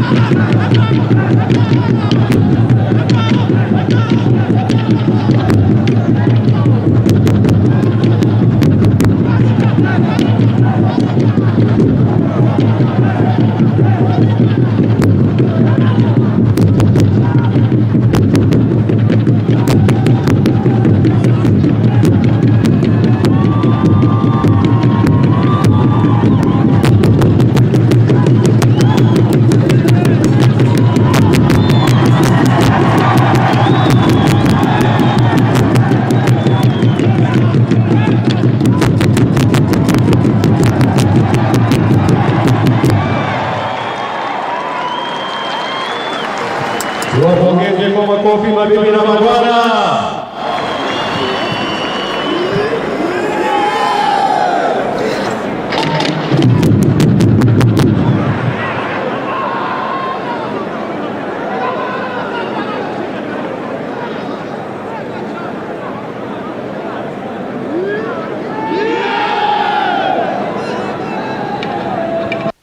Wapigeni makofi wanapoondoka mabibi na mabwana. Wapongeze kwa makofi jamani. Asante. Asante sana. Na nimpongeze Rais wa Jamhuri ya Burundi kutuletea burudani vile vile. Asante sana. Asante. Asante. Makofi kwao jamani. Makofi. Asante. Asante. Hongera. Asante sana. Haya, tuwapongeze kwa makofi wanapoondoka sasa. Pole pole sasa waweze kuondoka. Asante sana. Asante team dancers.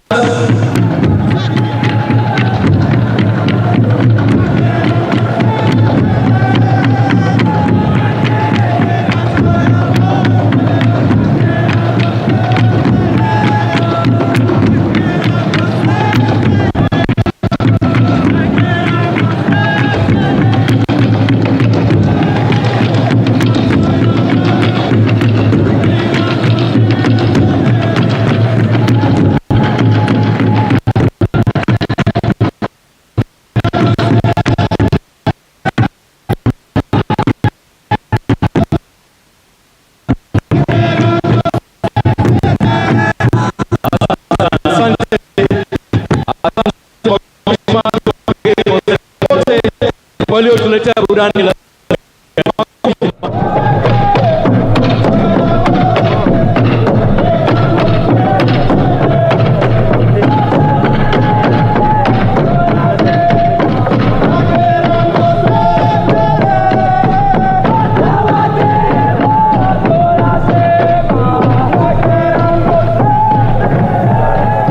Asante sana. Asante. Asante, naomba kwa heshima tuwapongeze wasanii wote waliotuletea burudani la siku ya leo. Kwa makofi jamani. Vile vile niweze kupongeza wafawidhi wenza Big Ted, Jalango na Dori Nyar Okumu kwa kazi nzuri. Kwa heshima kuu na unyenyekevu, Mheshimiwa Rais, naomba niruhusu nimwalike gavana wa kaunti ya Kisumu, Mheshimiwa Profesa Anyang' Nyong'o atukaribishe kirasmi kwa ufupi. Asante Mheshimiwa Rais.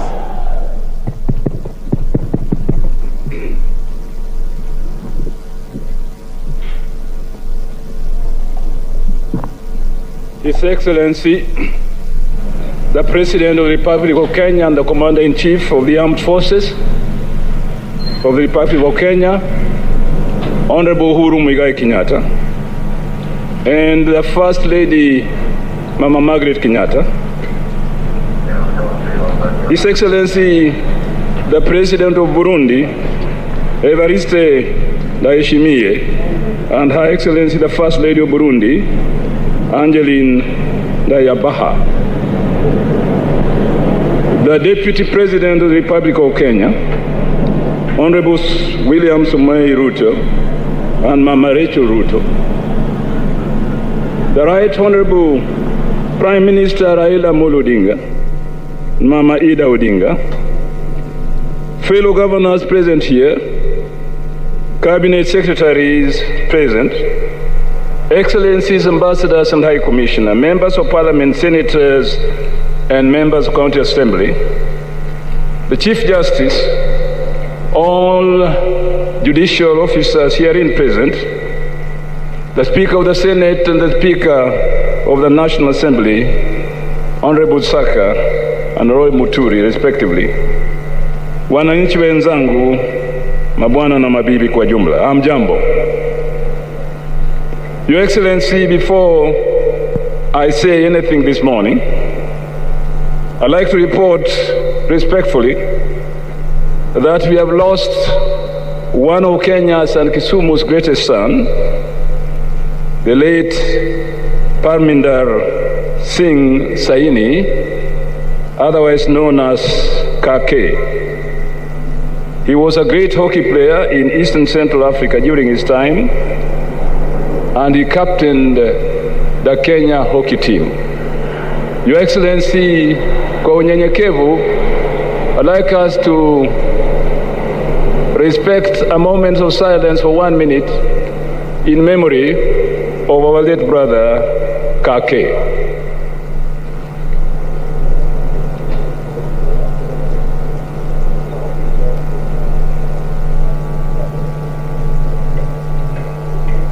May the good Lord keep his soul in eternal peace.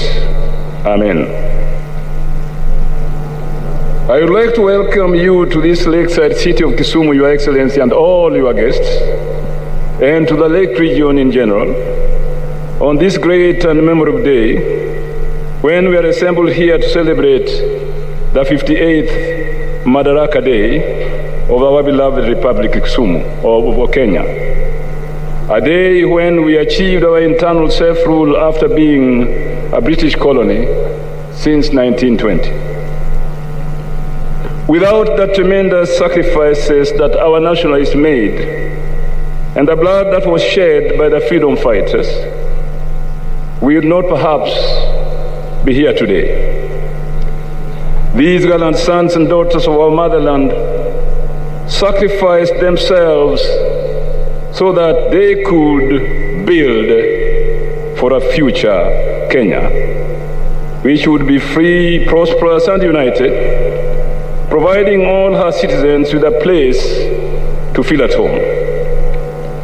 Mr. President, let me thank you and your government most sincerely for what you have done to this region, my county in particular, in building for a better future for our people in terms of infrastructural development, creation of a promising investment climate, and supporting trade and commerce.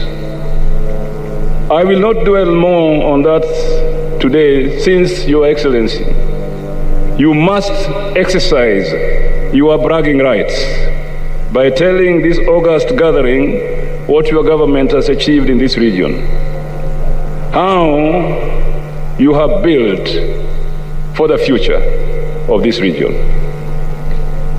But let it be noted, Your Excellency, that most of what you have done, though their seeds were no doubt planted earlier, have flowered and flourished since the handshake between you and your brother Raila since March 2018.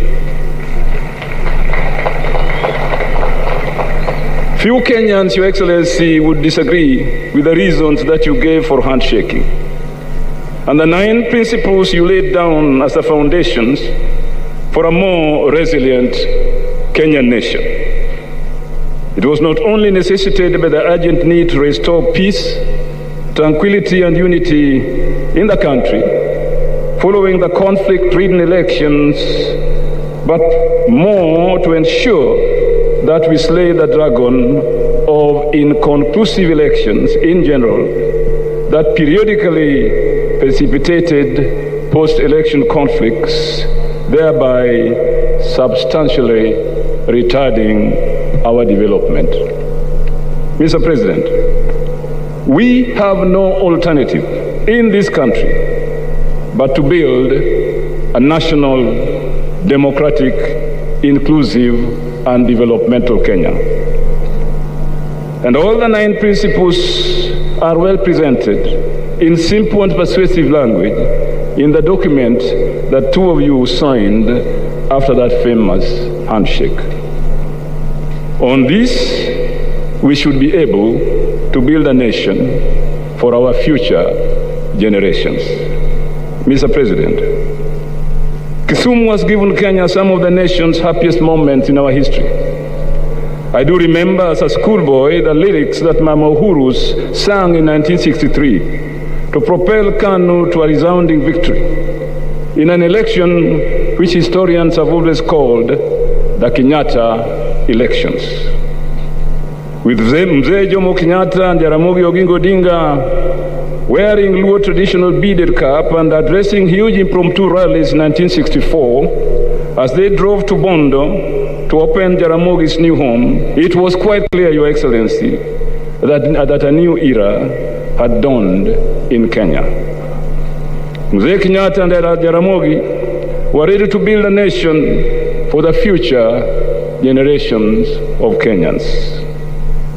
Subsequently, however, Kisumu saw sad moments that tarnished our nationhood and caused painful feelings of political exclusion among many Kenyan communities to the detriment of our national development agenda. Throughout all this period, Your Excellency, Kisumu has never turned its back on Kenya. We were nationalists in 1963. We remain nationalists today, embracing Kenya as one indivisible nation where all communities belong, happy to feel at home as one family in a national, democratic, and developmental Kenya. This, Your Excellency, is the essence of the Building Bridges initiative, to build for the future that our forefathers founded many years ago, and the future they yearned for. You and your brother Raila have once more recommitted yourselves to this noble mission. Please, don't look back. For as the Christian song goes, once to every man and nation comes a moment to decide. Then it is the brave man chooses, while the coward stands aside. Mr. President, I would also like to take this opportunity to plead with you to continue supporting devolution, because devolution works and is good for Kenya's agenda for political inclusion and a shared national prosperity from the grassroots upwards. The decision to hold national celebrations on a rotational basis across the counties is not only innovative on your part, Mr. President, but a visible and living demonstration that you are committed to devolution in building a prosperous Kenya, not just today, but for the future of our nation as well. Your government's commitment to promote universal health care has been embraced by all counties, and surprising innovative measures have been taken in that regard from one county to another. In Kisumu, for example, we have established maternity theaters in sub-county hospitals where mothers can now have cesarean section births outside Kisumu city. We are currently building a comprehensive cancer care center at the Jaramogi Oginga Teaching and Referral Hospital, complete with a complementary sickle cell anemia treatment and research center, maybe the first of its kind in our republic. Finally, Your Excellency, let it not pass unnoticed that you have today laid the foundation stone for building the Kisumu Convention Center, where Kenya will host the 9th edition of Afri-Cities in April next year. On behalf of the Lake Region Economic Bloc and the Council of Governors, I would like to thank you and your government for supporting this novel initiative of holding this continental gathering in an intermediary city like Kisumu. This is a clear message to all the 47 devolved governments that working interdependently with our national government, as our constitution says, we can open doors for development into the African continent and beyond. One of the key issues that the Afri-Cities Summit will address itself to is the issue of greening urban space to respond effectively to climate change issues, carbon emission, and sustainable development. I thank you, Your Excellency, and all your guests for honoring Kisumu with this wonderful Madaraka Day celebrations. Pamoja tusonge mbele. God bless you all. Let us build for the future of our nation. Tichtire, aluta continua. Your Excellency, may I take this opportunity to invite His Excellency, the Deputy President of the Republic of Kenya, my dear friend William Somei Ruto, whom I used to call Nyaguri Ogambi. Welcome.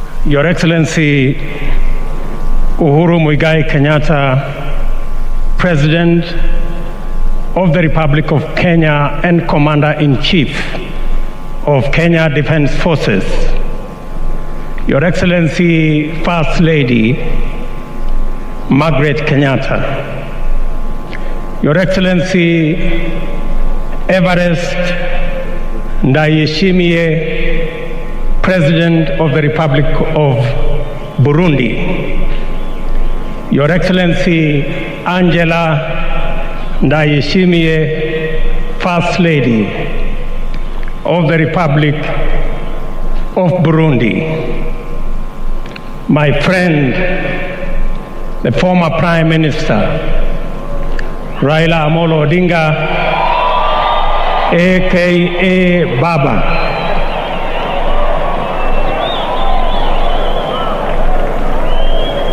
the Honorable Chief Justice and President of the Supreme Court, the Honorable Speaker of National Assembly, the Honorable Speaker of Senate, the Governor of Kisumu, and Mrs. Nyong'o, Cabinet Ministers present, members, distinguished members of the Diplomatic Corps, Your Excellencies, fellow leaders, ladies and gentlemen, watu wa Kisumu Dala, amoso ujadurua, onjelo janam untie, jadurua umor,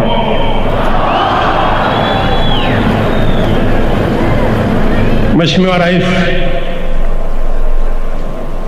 mimi nitasema kwa kifupi. As we celebrate this 58th Madaraka Day in this historic and great city of Kisumu, I want to laud your 2 days launch of various projects in this county and in this region. It is a testimony that there is a government that works and delivers. And it goes to confirm two things.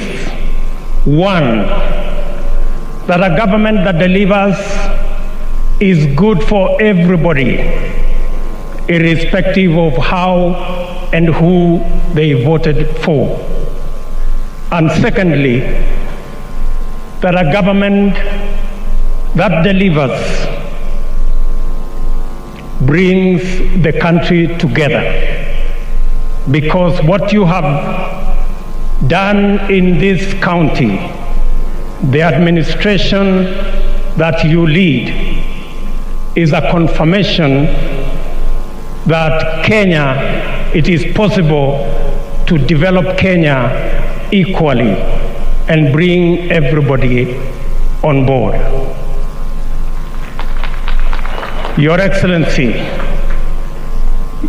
the success that the administration that you lead has shown in infrastructure development brings into sharp focus the next phase of our development, a phase that will give opportunity, create jobs, create value, and create wealth so that we can deal with a twin challenge of poverty and unemployment.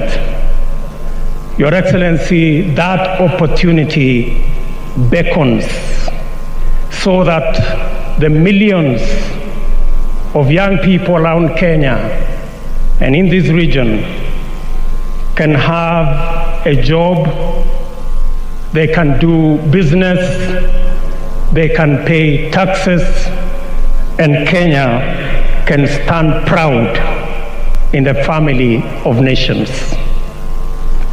Finally, Your Excellency, as we celebrate this 58th Madaraka Day, we are reminded that our forefathers worked hard, toiled, shed blood, so that we can have a democratic nation, a nation anchored not on personalities, but on constitutionalism, a nation built not on the foundation of tribes or ethnicities, but built on the foundation of institutions, a robust legislature, a performing executive, an independent judiciary, and other independent institutions,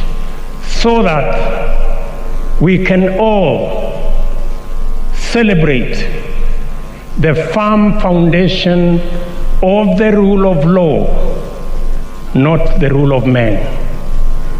That is a befitting day for us to celebrate our forefathers for bequeathing to us this great nation. It will be an act of great betrayal if we allowed ethnic bigotry and personality cults to destroy the firm foundation of constitutionalism and the rule of law in our nation. They will be proud to see us move forward and march forward, as my brother Anyang' Nyong has already elaborated. With those few remarks,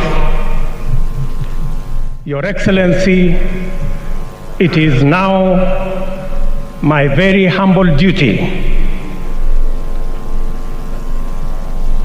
to request His Excellency, the President of the Republic of Kenya, the Honorable Uhuru Kenyatta, to make his statement and continue the program from there. Your Excellency, sir.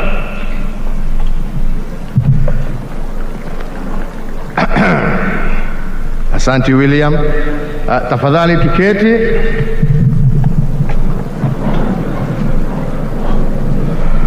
Mheshimiwa Rais wa Jamhuri ya Burundi, Your Excellency President Everest Ndayishimiye, Your Excellency the First Lady of Burundi, Madam Angelina Dayubaha, Governor wa Kisumu Mheshimiwa Anyang' Nyong'o, Wakenya wenzangu, hamjambo?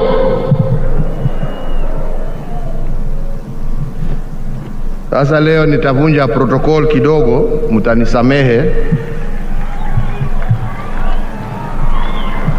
Ningependa mbele ya niseme yale ambaye niko naye, nimualike ndugu yangu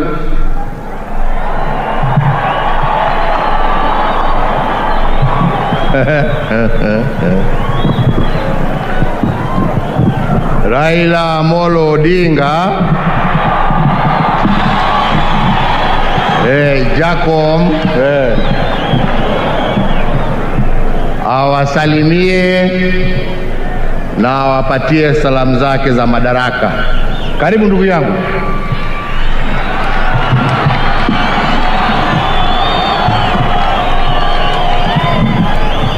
Haya. Juturo umor. Yokanyana umor. Your Excellency President Uhuru Muigai Kenyatta, First Lady Mama Margaret Kenyatta, Your Excellency President Evariste Ndayishimiye, President of the Republic of Burundi, Madam Angeline Ndayishimiye, First Lady of Burundi, Your Excellency William Samoei Ruto na Mama Rachel Ruto, the speakers of our parliament, the Chief Justice, all dignitaries who have been invited, wananchi wote, ladies and gentlemen, hamjambo tena. Leo ni leo.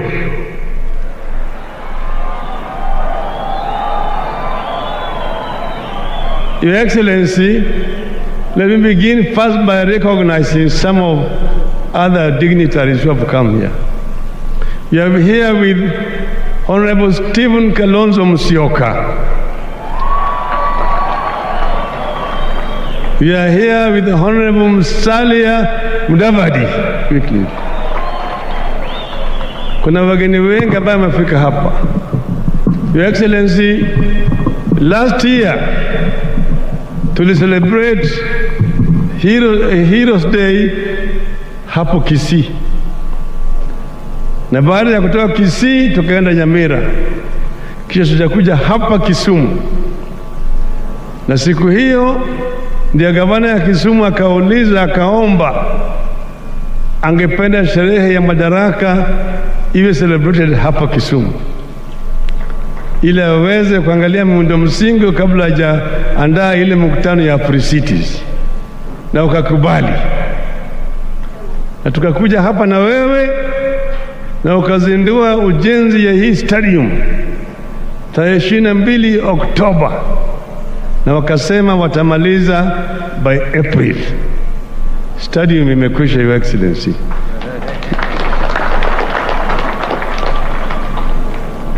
Tuko hapa vile vile, manake tulikuwa Kisii na kule tulikaribisha vizuri.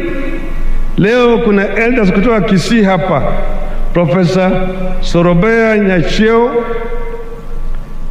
then Mzee John Mburu na John Onyego. Vile vile tuko na wazee kutoka Western Magharibi, Engineer Peter Mulaku, Peter Adams Ludava na Engineer Julius Nyarodho. Wote wamekuja hapa na wamekaribishwa vile vile na Luo Council of Elders ambao wako hapa. Your Excellency, siku ya Madaraka ni muhimu kwa historia yetu katika Kenya. Manake hiyo ndio siku tuliona ishara ya kwamba ukoloni inatoka. Baada ya miaka mingi ya Kenya kupigania kupata uhuru. Eneo hii walianza 1921 hapa, wakakutana wakati ukoloni ilikuwa na nyanyasa watu hapa, mahali naitwa Lunda huko Gemu, pale tulikuwa nawe juzi. Hiyo wakakutana na declaration ambayo ilikuwa inaitwa Penyowacho Declaration. Wazungu wakauliza hii maana yake ni nini? Wakasema inchi imesema. Kulikuwa hapo na wazee kama Simon Nyende, kulikuwa pale na wazee kama Jonathan Okwiri, kulikuwa na John Paul Lola, Ojijo Teko. Walikutana pale wakasema mambo hiyo ushuru ya wakoloni sisi hatutaki, hata wengine mpaka wapeleke panya. Wakasema sisi hatutaki hii dhuluma ya wakoloni. Ni wakasema wakaanza kitu inaitwa Kavirondo Taxpayers Association, na wakaungana wakati huo na wale ambao walikuwa wanapigana kule Central kama Hari Dhuku, James Buta alikuwa anafanya hapa Kisumu kwa posta, na wakaungana pamoja na ile Kikuyu Youth Association. Hapo ndio ilianza. Baadaye Your Excellency, mwaka 52 Mzee Kenyatta alikuja hapa Kisumu. Alipokuja hapa alikuwa amealikwa hapa na Chengo Neko na Jaramogi, akakutana na viongozi hapa na akaadress mkutano hapa na akapiga ukoloni na wazungu kwamba watu hapa ndio walikuwa wajaona. Kutoka hapo akapata wale converts wengi sana, mmoja wao akawa ni Jaramogi. Baada hiyo, Your Excellency, hali hatari ilitangazwa na Mzee Kenyatta na wengine wakashikwa wakapelekwa Kapenguria na kafungwa ndani ya ziwa ya Victoria. Kuna visiwa huko, moja yetu tunasema the Kenyan equivalent of Robben Island, na inaitwa Mageta Island, nyingine inaitwa Oyamo, inaitwa Sinyanya. Pale ndio Mau waliletwa na walikuwa nafungwa huko. Jela hizo bado yuko mpaka leo.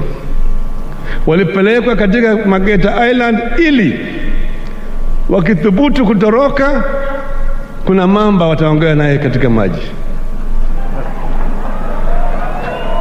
Ilikuwa ni mateso makubwa wakati huo, lakini wananchi wakazidi kupigana. Ndio mheshimiwa, 1961 hapa Kisumu kulikuwa na mkutano ya kihistoria. Hapa ilikuwa katika stadium ile nyingine.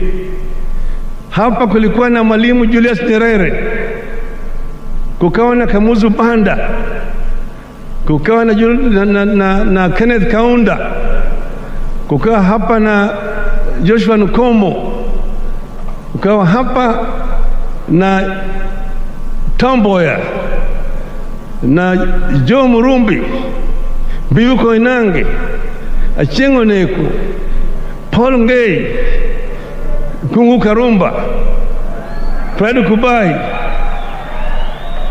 Jaramogi ndiye alikuwa ameandaa hiyo mkutano, na mazo zile alikuwa ni Dio Ruko Makasembu. Hapo ndio walipitisha azimio kusema Kenyatta must be released, na wakasema KANU haiendi kwa serikali bila Kenyatta kuachiliwa, kufunguliwa kwa huru.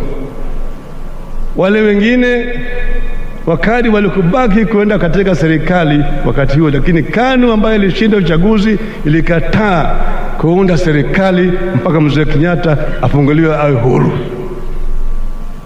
Baadaye mzee alifunguliwa, akaja akaongoza Kenya kwa uhuru, na wakati huo Kenya walikuwa naungana pamoja, walikuwa nasema tunataka tutoe mkoloni ili tuweze jitawala peke yake, tupigana na maadui matatu makubwa ya nchi yetu: ugonjwa, ujinga na umaskini.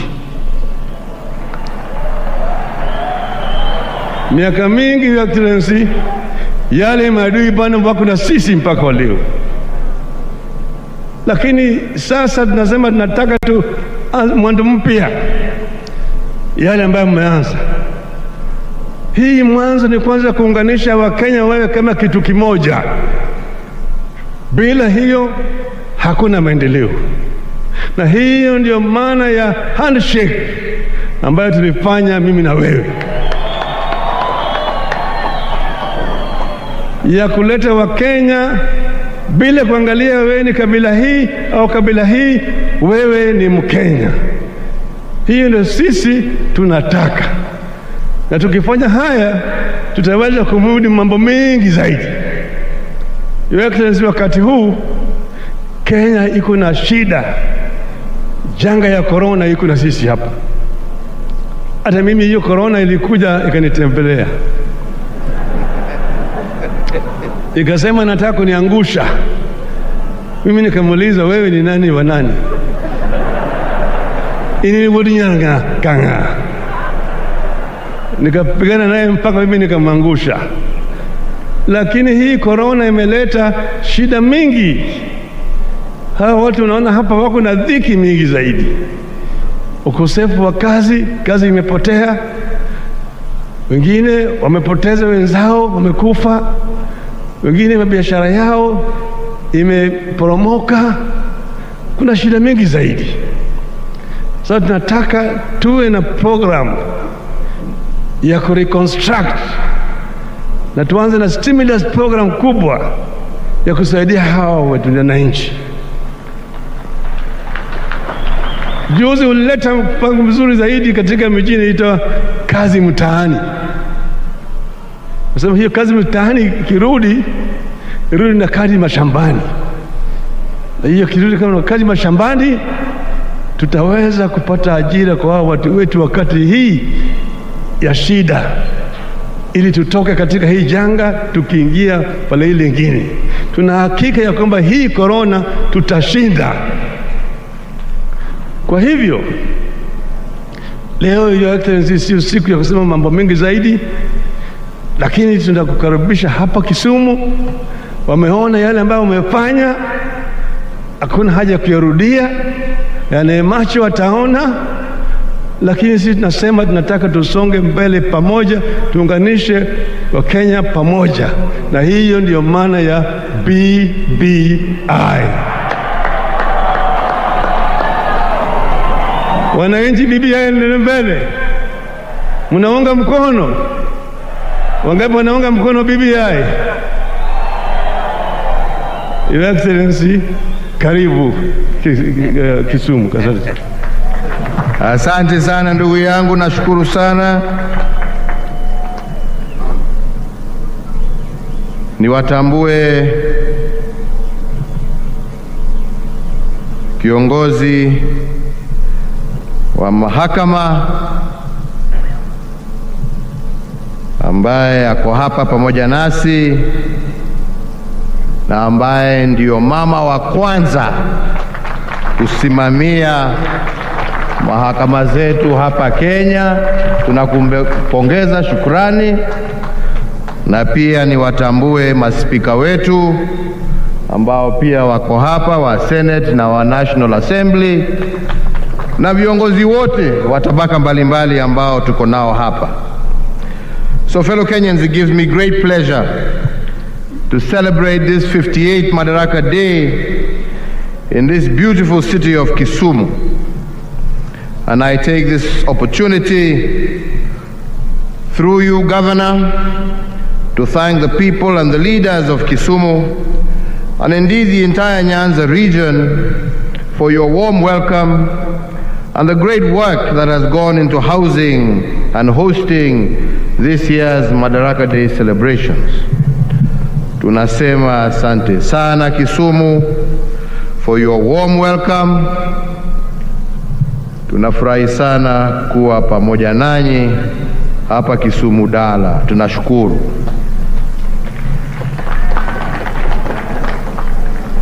Mbele ya niendelee zaidi, tuko na wageni wawili ambao wamekuja kuungana nasi. Moja ni dada yetu, ni shemeji yetu, ni Mheshimiwa Lindwe Sisulu, Waziri wa Human Settlement, Water and Sanitation wa nchi ya South Africa. Ningependa naye nimpatie dakika mbili asalimie wananchi wa Kisumu na wa Kenya na wapatie salamu zake za Madaraka. Welcome.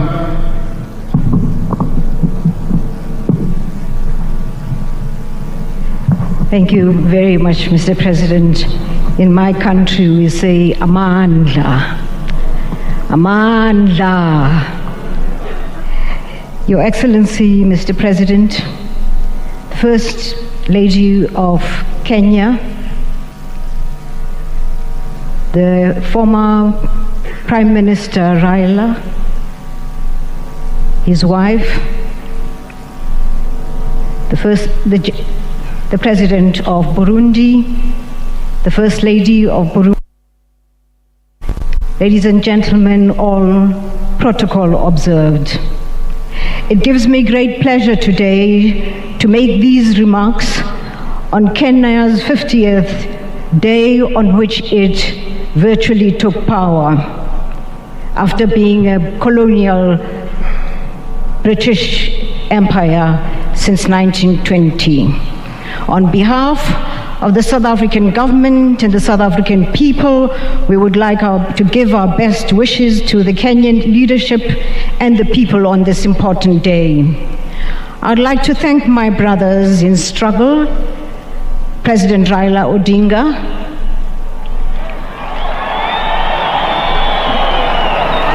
Prime Minister President Raila Odinga, President Uhuru Kenyatta, for the joy that they have given to my president to be represented on this day in Kisumu. On my president's behalf and that of the government of South Africa, we congratulate you for the road that you have traveled to this celebration today. Kenya was an inspiration to South Africa at the time of its independence, giving hope to our people that it was possible that we too in South Africa would be free. Alas, for us, that was the beginning of the worst form of repression, no doubt emanating from the fear of black rule in South Africa. So when you received your independence, Mr. President, the South African government swooped in on the entire leadership of the African National Congress in South Africa, and they faced death as we celebrated here. We celebrate with you the road that you've traveled most recently. We have marveled at the relationship between our two leaders here, Raila Odinga and the President, And I'll take home the message of what is possible when two leaders like yourselves work the way that you have.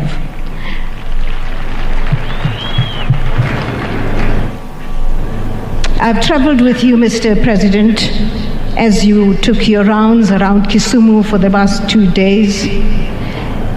And on behalf of my country and my president, I wish you well. I've seen the difference that you've made in all the developments that have been unveiled in the last 2 days.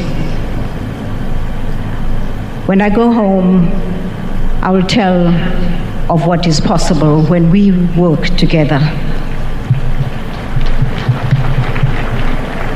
I wish you well in your prosperity, in your unity, Mr. President.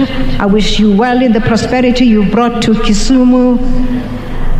I am a South African, but married Luo.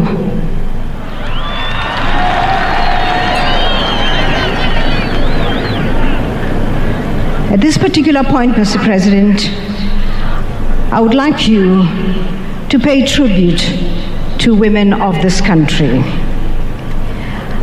Those women who stood by you, former presidents, former leaders, and current leaders.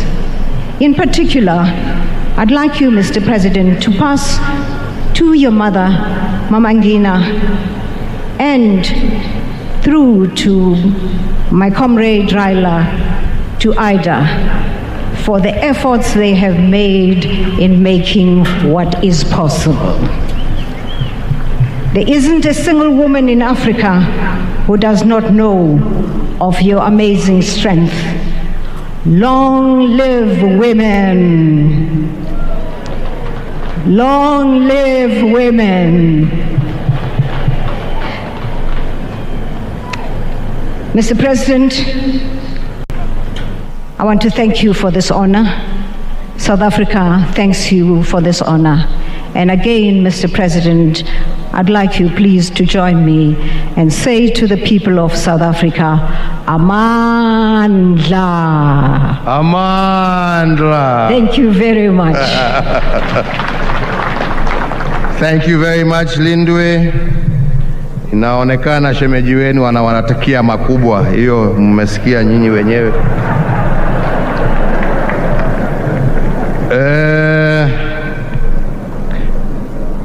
So as I proceed, fellow Kenyans, this city and indeed this region of ours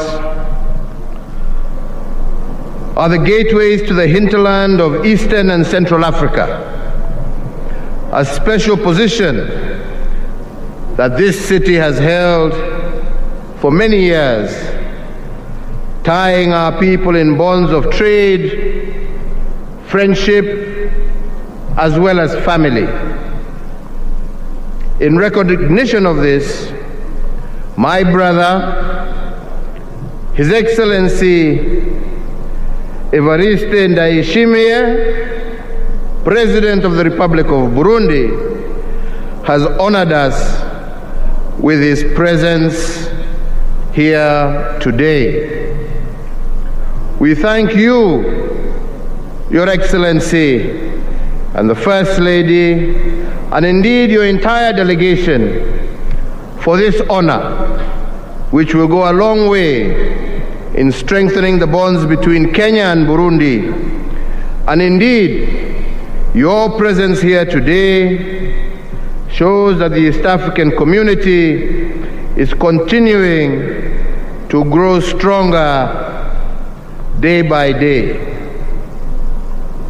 Wananchi wenzangu, ningependa niwaulize kwa heshima, tusimame na tumkaribishe Rais wa Burundi aweze kunena nasi, na tumkaribishe kwa shangwe na vigelegele kwa kutuheshimu kuja kuwa nasi siku ya leo. Karibu ndugu yangu. Asante sana mheshimiwa. Kenya oye! Wananchi wa Kenya oye! Mheshimiwa Rais Uhuru Kenyatta, tena ndugu yetu na mkubwa wangu, waheshimiwa viongozi vya ngazi mbalimbali za serikali ya Kenya, wananchi wa Kenya wote, all protocol observed. Sisi kwa Kirundi tunasema tunasalimiana kwa amani. Amahoro. Amahoro ni amani. Mheshimiwa Rais, tuna furaha kubwa sana kuwa hapa. Tuna furaha ya kuungana nanyi kwa hii siku kuu, siku ya furaha. Waafrika wote wanakumbuka, wanajua mateso tuliteswa na wakoloni. Ndio sababu kama tuko pamoja na sisi tunafurahia siku hii. Cha kwanza naanza kuwapongeza nyi wote wananchi wa Kenya. Cha pili ni kuwafikishia salamu za Warundi, salamu za amani, salamu za upendo, salamu za undugu. Warundi walinituma niwaambie kwamba wanapenda nchi ya Kenya, na wanajua kwamba kama wanafika Kenya ni kwao, hakuna matata. Mheshimiwa Rais, mimi nashukuru sana kwa mwaliko wako kuja hapa kujiunga nanyi kwa hii sikukuu. Tunafurahi kwa mwaliko wako kuja tuzungumuze macho kwa macho na tuonane macho kwa macho na wananchi wa Kenya, especially hapa Kisumu. Nilikuwa nasikia Kisumu kwa masikio, nilikuwa sijaona huyu mji, na furaha sana. Asante sana.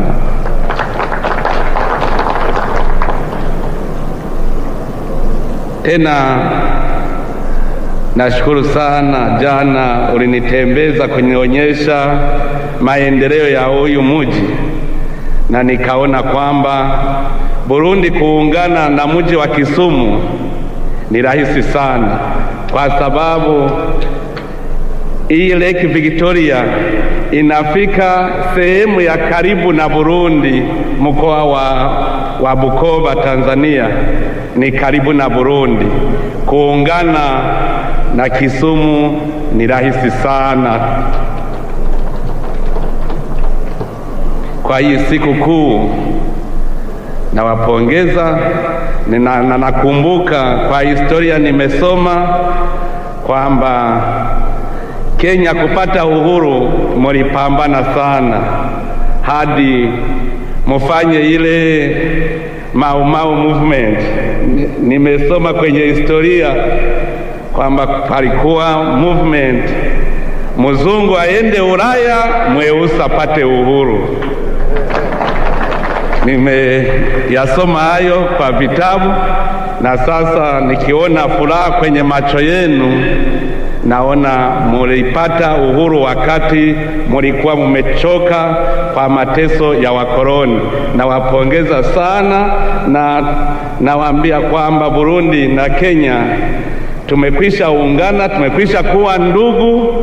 Wa Kenya ni wa ndugu wa Burundi, na wakaribisha Burundi ni kwenu, na Warundi tunajua kwamba mmekwisha tukaribisha, na huyu upendo uendelee milele na milele. Mungu abariki Kenya. Asante sana.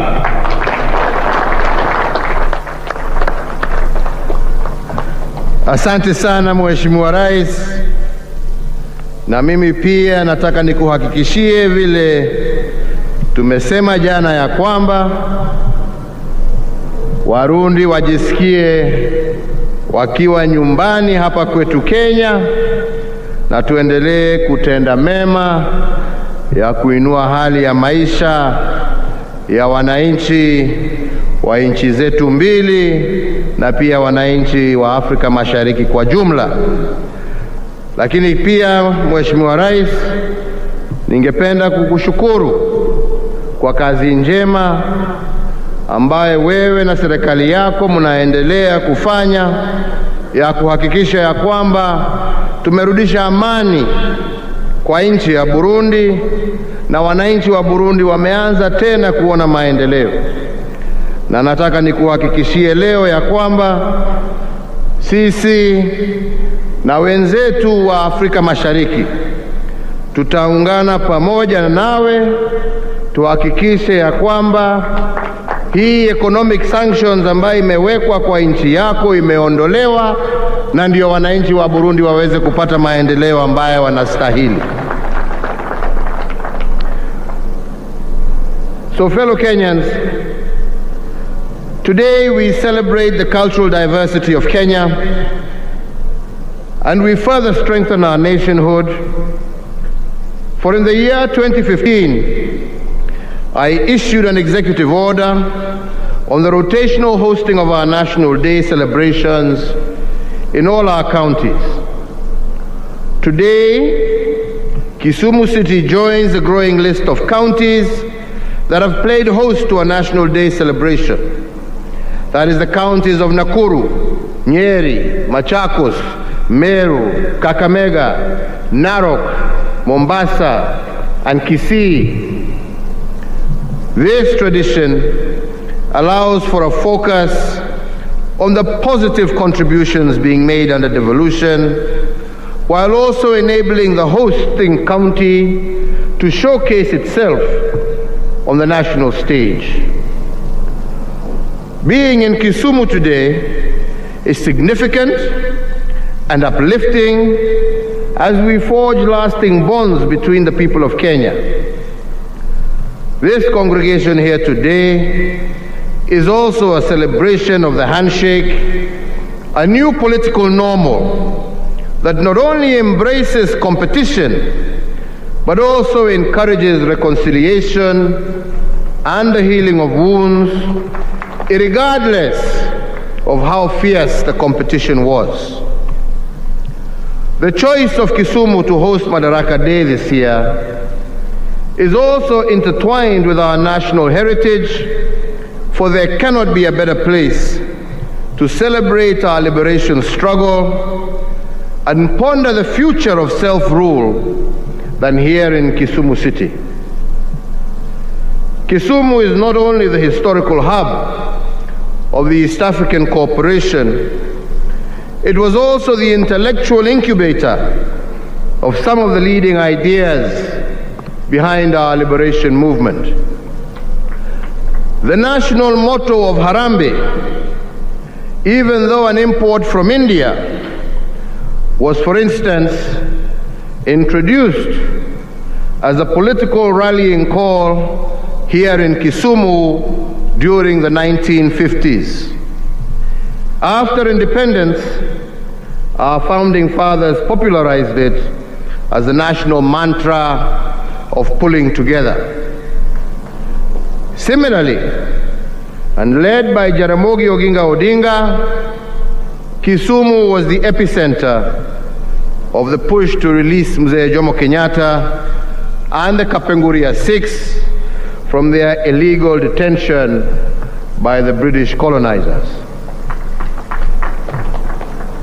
Furthermore, during the detention of the liberation heroes at Kapenguria, union leaders from this region joined other Kenyans and quickly stepped into the gap to ensure that the liberation momentum was not lost. It was pre-independence leaders from this region who taught us that wacha aende mambo yake bana.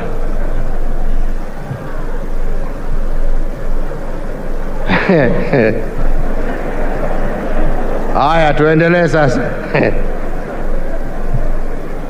It was pre-independence leaders from this region who taught us that attaining self-rule was not a one-man race.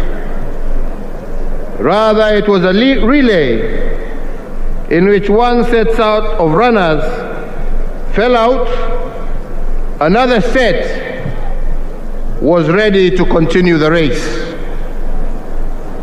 With such a well-appointed history of the struggle and the history of reconciliation that we are marking today, there cannot be a better place to commemorate Madaraka Day than here in Kisumu.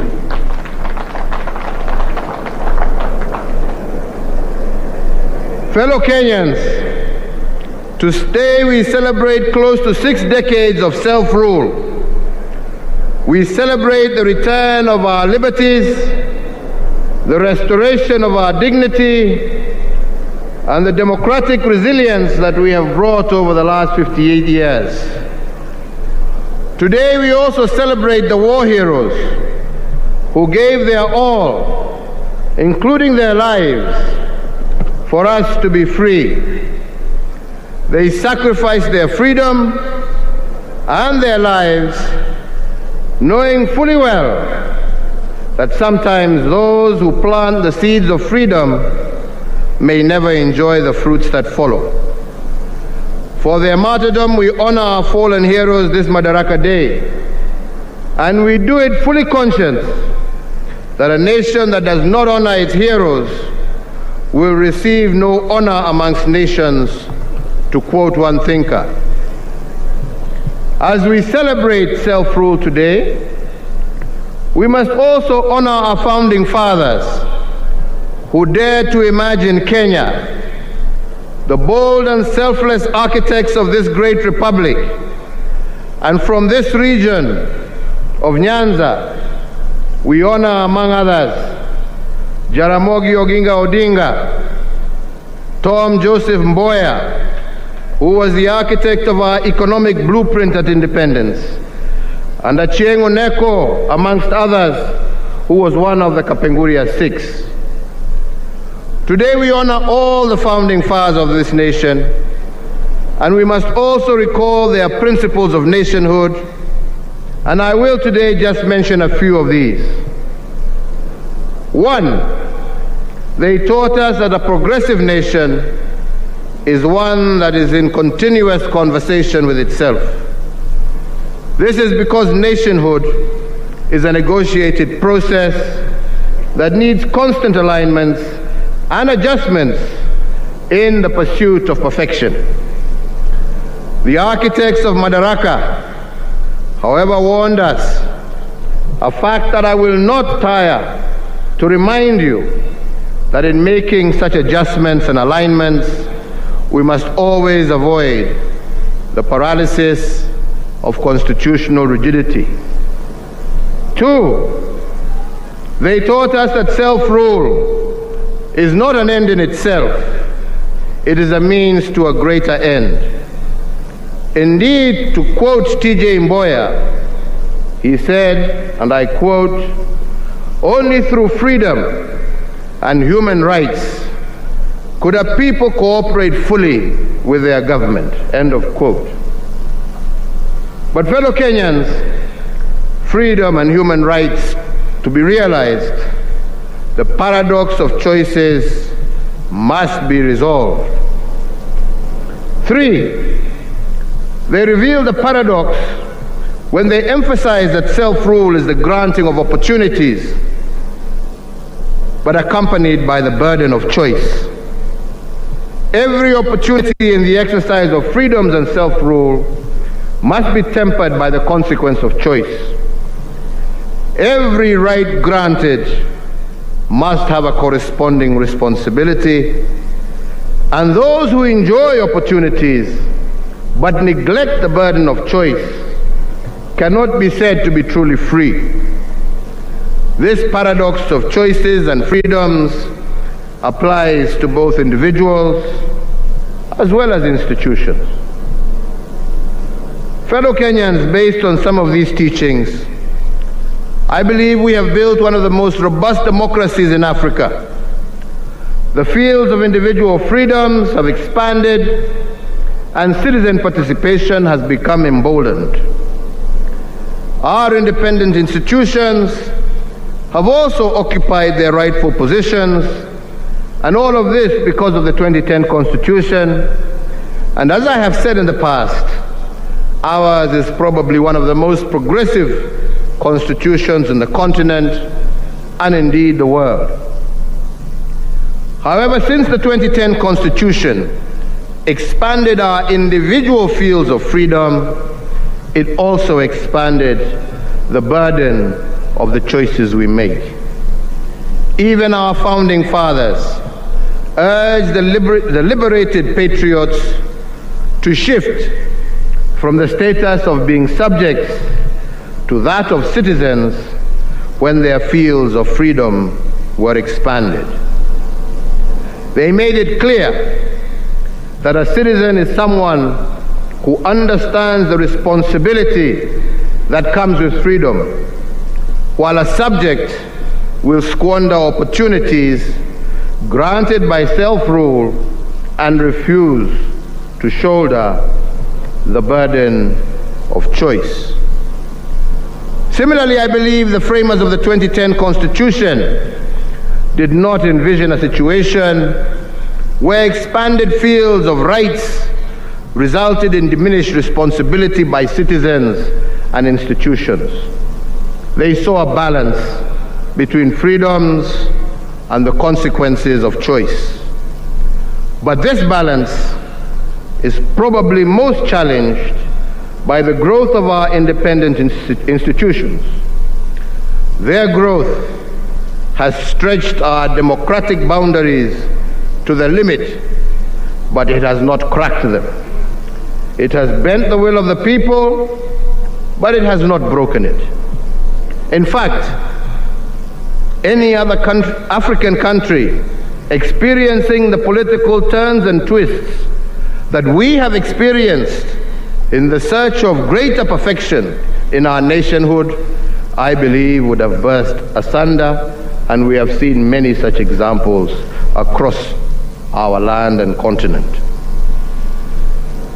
From the nullification of a presidential election in 2017 to an attempt to stop the will of the people as expressed through the BBI, the judiciary has indeed tested our constitutional limits.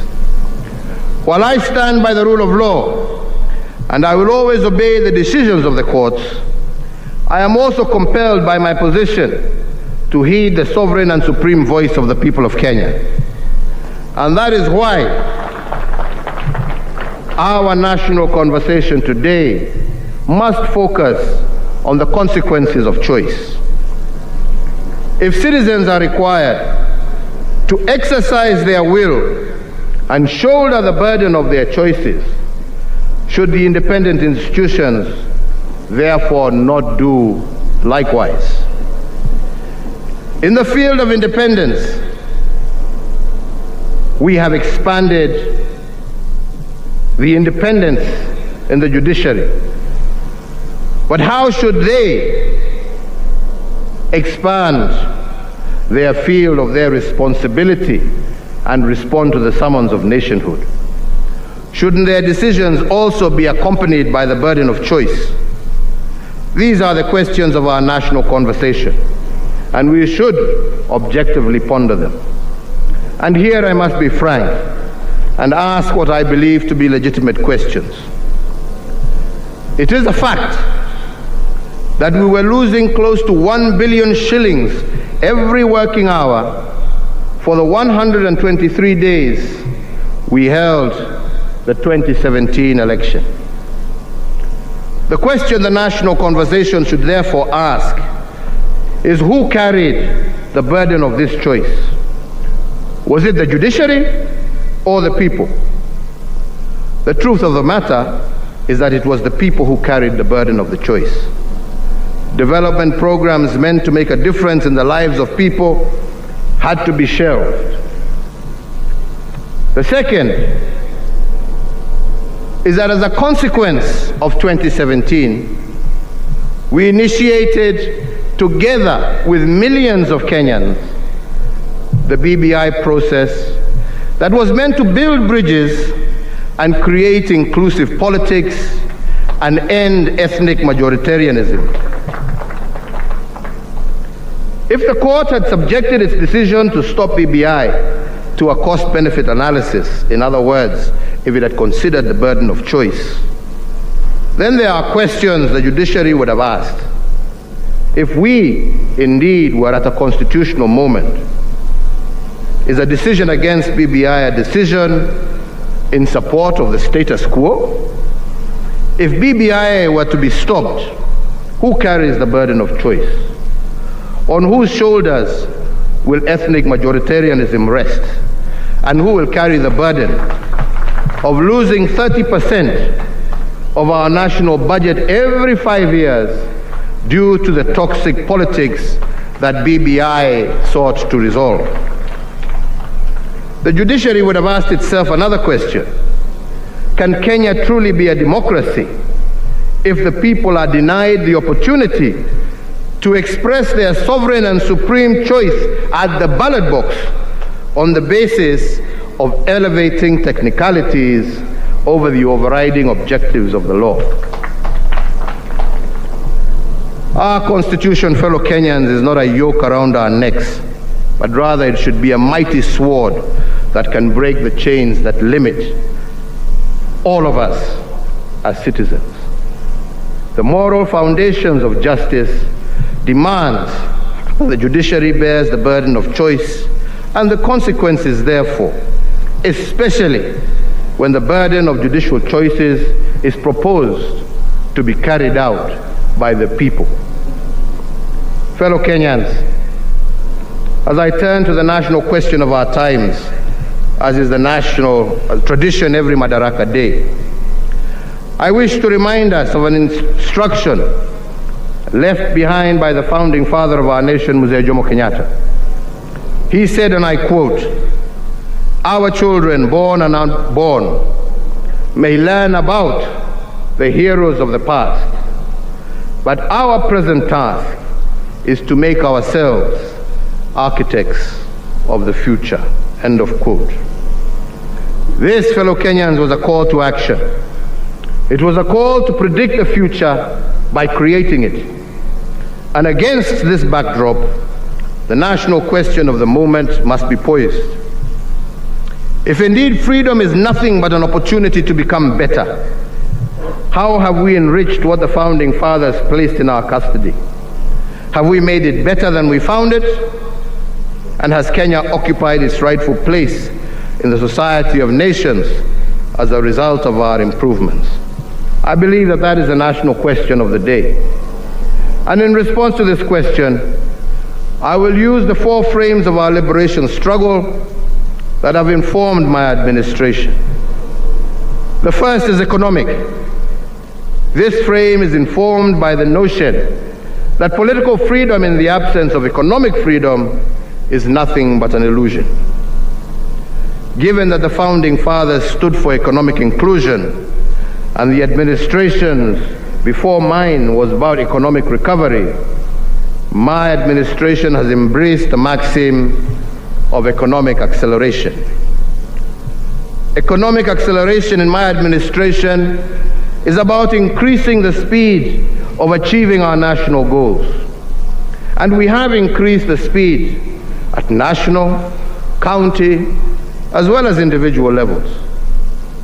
At the national level, the colonizers left us with a gross domestic product, which is a measure of our national cake, of close to Kenya shilling 6.4 billion in 1963, using the exchange rate of the time.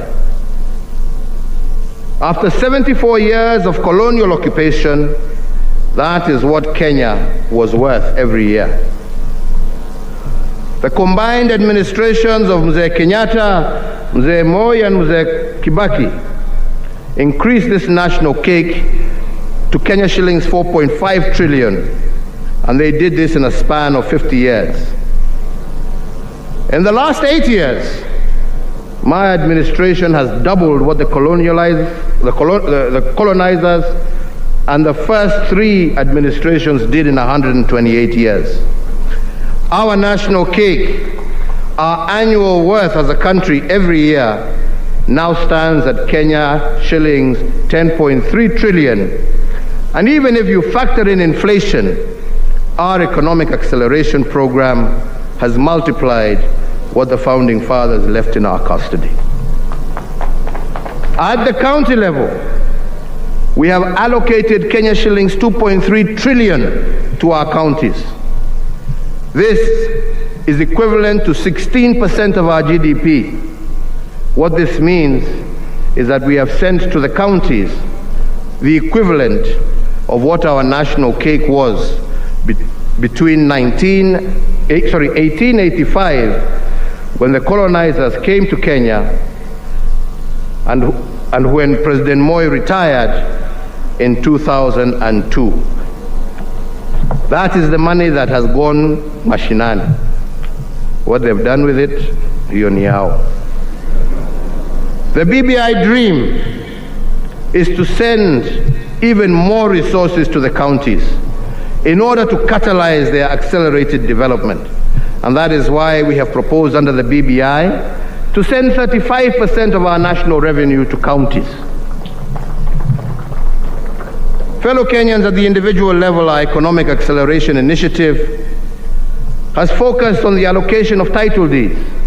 And I'm proud to say that we have accelerated land adjudication in a way that is unprecedented. The previous administrations combined issued 6 million title deeds to Kenyans in 5 years. In the last 7 years, my administration has issued 5.1 million title deeds. On a pro rata basis, ladies and gentlemen, this is 7 times what previous administrations had done combined. I am happy that close to 20% of those title deeds we have issued are in the Nyanza region. In fact, most of them right here in Kisumu County. The title deed is what our founding fathers fought for when they made land ownership a central plank of our independence struggle. And by accelerating land adjudication and settlement, my intention is to ensure that we give security of tenure to as many Kenyans as possible. The next frame is what I call the big push investments. Our founding fathers laid the foundation for the future they dream of. Then they dared us to build that future by doing big things. But on this, they also cautioned us that to do big things, you cannot be distracted by small things. The big push investments are about laying the ground for our economic takeoff. Many Kenyans have asked why my administration is investing in big infrastructure projects. Why roads, rail, why ports? Indeed, when Cecil Rhodes, the British colonizer, and his cohorts dreamt of the road from Cape Town to Cairo, their vision was not the road. The road was not their dream. The dream was what the road would do for them. In the same vein, our brick and mortar investments of roads, rails, and ports are not the dream. The dream is what the big push investments will do for Kenya and how they will transform our standing in the community of nations and form the basis of national prosperity and the creation of decent and steady jobs for our people. Take, for instance, the Lamu Port, which I commissioned 2 weeks ago. It is the first port to be built in Kenya since the port of Mombasa in 1896. For 115 years, no government has built a deep-sea port on the East African coast of the Indian Ocean. Kenya is the first country to do so. Similarly, the history of this port dates back to 1972, when the idea was first hatched. It took 49 years for us to conceptualize and mull over this port, but we, in a period of 8 years, have made it a reality. Once this port is operational, Kenya will have claimed its stake in the Indian Ocean real estate. The port of Lamu will be able to handle ships the size of those that transit through the Suez Canal. And this capacity will not only increase our transshipment business, but will also impact over 130 million residents of the East African region. Another big push investment that we have been engaged in is the revival of what I call dead capital. We have done this because the instructions of our founding fathers was to take care of what they had built. And in this regard, we have revived 566 kilometers of dead meter gauge railway. The revived 200-kilometer Nairobi-Nyanyuki railway will be a game changer. Every trip, the train will transport 1,600 passengers, which is equivalent to a convoy of 120 matatus. And the cost per passenger will be Kenya shillings 200 compared to current Kenya shillings 500 by matatu. Although it takes a little longer by train, the passenger will make a 60% saving using the revived rail system and have more money left in his pocket, while at the same time traveling at greater comfort and safety. Further, by moving our tea and coffee through this line at greatly reduced costs, the result is extra shillings in the pockets of our hard-working farmers. But I believe the most uplifting story of the revival of dead capital is one big push investment, and that is the port of Kisumu and the reconditioning of MV Uhuru vessel. I will not talk about the jobs this has created or will create and the buzz that it has evoked. These are obvious, but let me just focus on the economics of this decision. Today, to transport fuel by road from Kisumu to Uganda takes 72 hours because of the long queues at the Malaba border. But to transport fuel from the port of Kisumu to Port Bell in Uganda by ship takes only 12 hours. This means that by the time a tanker makes one trip to Uganda, MV Uhuru will have made 6 trips. Then there is the question of volume. One tanker carries 20,000 liters of fuel, but one wagon aboard our vessel in Kisumu carries 60,000 liters, which is 3 times the size of a tanker, which means that every time the ship sets sail, it carries 1,100,000 liters of fuel. If the ship accommodates 22 wagons, each voyage it makes to Port Bell is the equivalent of a convoy of 66 tankers headed to Uganda. What is more is that it costs $35 to transport 1,000 liters of fuel by road per kilometer.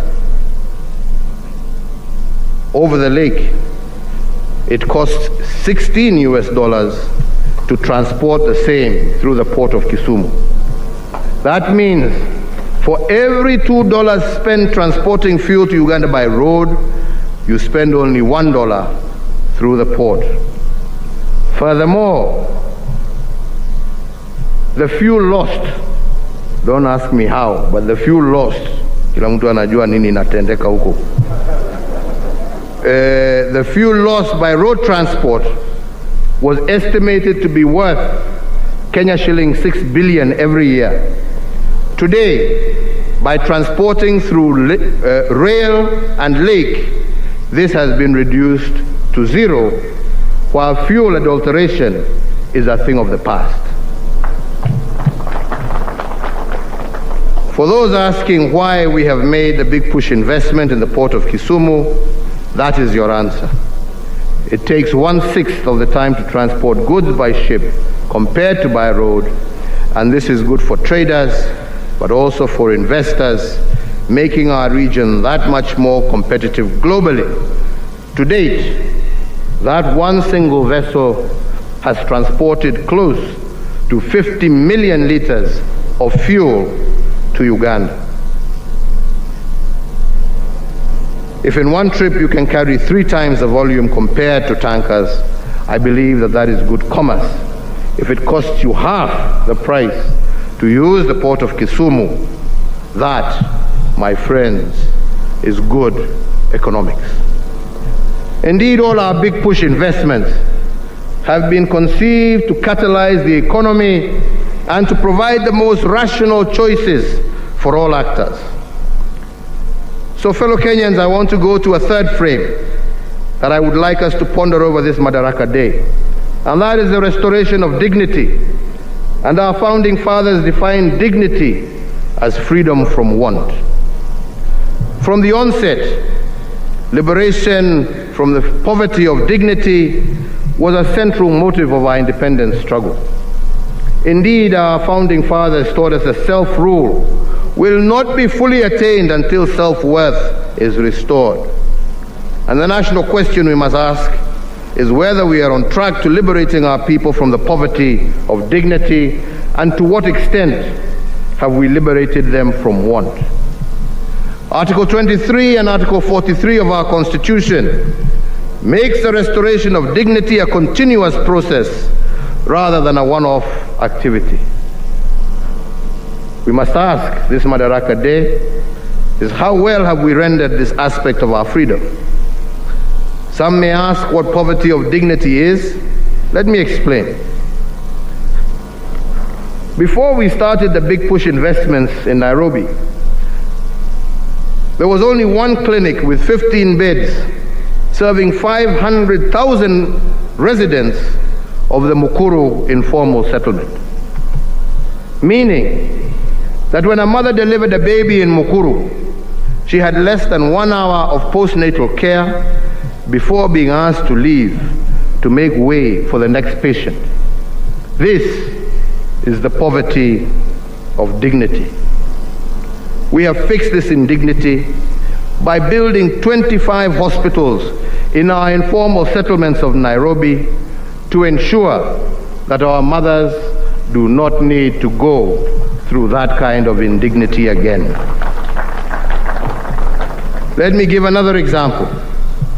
When a patient suffering from kidney disease had to travel for 70 kilometers from Siaya to Kisumu 3 times a week for dialysis, that was a tragic indignity. But further, the tragedy of this indignity was made worse because the patient needed 10 dialysis sessions a month, and if one session cost between Kenya shillings 9,000 and Kenya shillings 16,000, it meant that the patient had to spend between 90 and 160,000 shillings per month.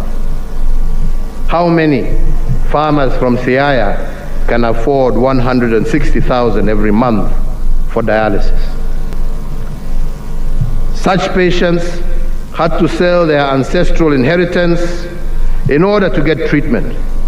The net effect of this was that their illness ended up diminishing their families and indignifying them for generations to come. Today, I am happy to note that a patient from Siaya no longer has to travel 70 kilometers to Kisumu for treatment. There are dialysis machines in Siaya at the sub-county level. Similarly, He does not have to pay $160,000 a month for dialysis or sell his ancestral land. All he needs to do is to spend 500 shillings every month on an NHIF card, and this card gives him free dialysis every month. If dignity is freedom from want, then we have restored it using our health interventions, as I have just stated. I say this because between 1963 and 1978, as a country, we had only one renal unit and one dialysis machine. President Moi added one more, and President Kibaki added 4 more renal units. By the time my administration took over, we only had 6 renal units for the entire country. Today, and in only 6 years, we have 54 renal units with 360 state-of-the-art dialysis machines distributed among all 47 counties. Coupled with the NHIF card, this upgraded health infrastructure has restored the dignity to many families previously condemned to disinherit their children because of disease. The dignity of families is supported by sustainable livelihoods, and it is for this reason that my administration's agenda continues to focus on creating an enabling environment that offers every Kenyan an opportunity to participate in the economy. Over the years, for example, micro, small, and medium business enterprises have turned to be breeding ground for indigenous industries. Because of this remarkable expansion, their contribution to national development continues to grow from strength to strength, and they are today the greatest engines of employment creation in our nation. To enable this region make its contribution to our national development, I look forward in the coming months to once again visiting Kisumu to commission the development of the 1,000-acre Kisumu Special Economic Zone. This singular initiative will provide immense opportunities for value addition of agricultural products for the entirety of the Western region and enhance the blue economy activities of the Lake Victoria Basin. The dignity that we seek to restore through livelihoods, I believe, will give every Kenyan an opportunity to participate in economic development. For instance, many of our Juakali artisans and craftsmen have had to endure the inequity in the tendering of contracts because of their lack of ability to get certification, hereby denying them the opportunity to get access to work. I am announcing, therefore, today a new initiative by my administration to provide a framework for the recognition of their skills through the awards of certificates based on competence in order to enable our Juakali sector participate in various economic opportunities that have currently been denied to them. In this regard, I today direct the Ministry of Education through the Kenya National Qualifications Authority to, within 1 month of this date, issue a policy framework for the comprehensive recognition of prior learning. This policy intervention will expand the opportunities for artisans and craftsmen in our Juakali sector to participate more meaningfully in our economy. Fellow Kenyans, I will now end briefly with the fourth frame of our national question this day. For us to secure what we have achieved in 58 years, we must not make politics the heat and the light of our national existence. Instead, we must endeavor to pursue political stabilization by any means necessary. I say so because stability and peace is the lifeblood of our republic.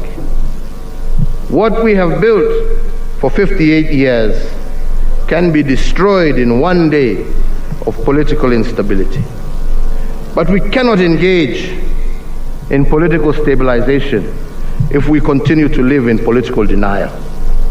For instance, and I will say it again, everyone knows that the BBI is good. It's good for our country.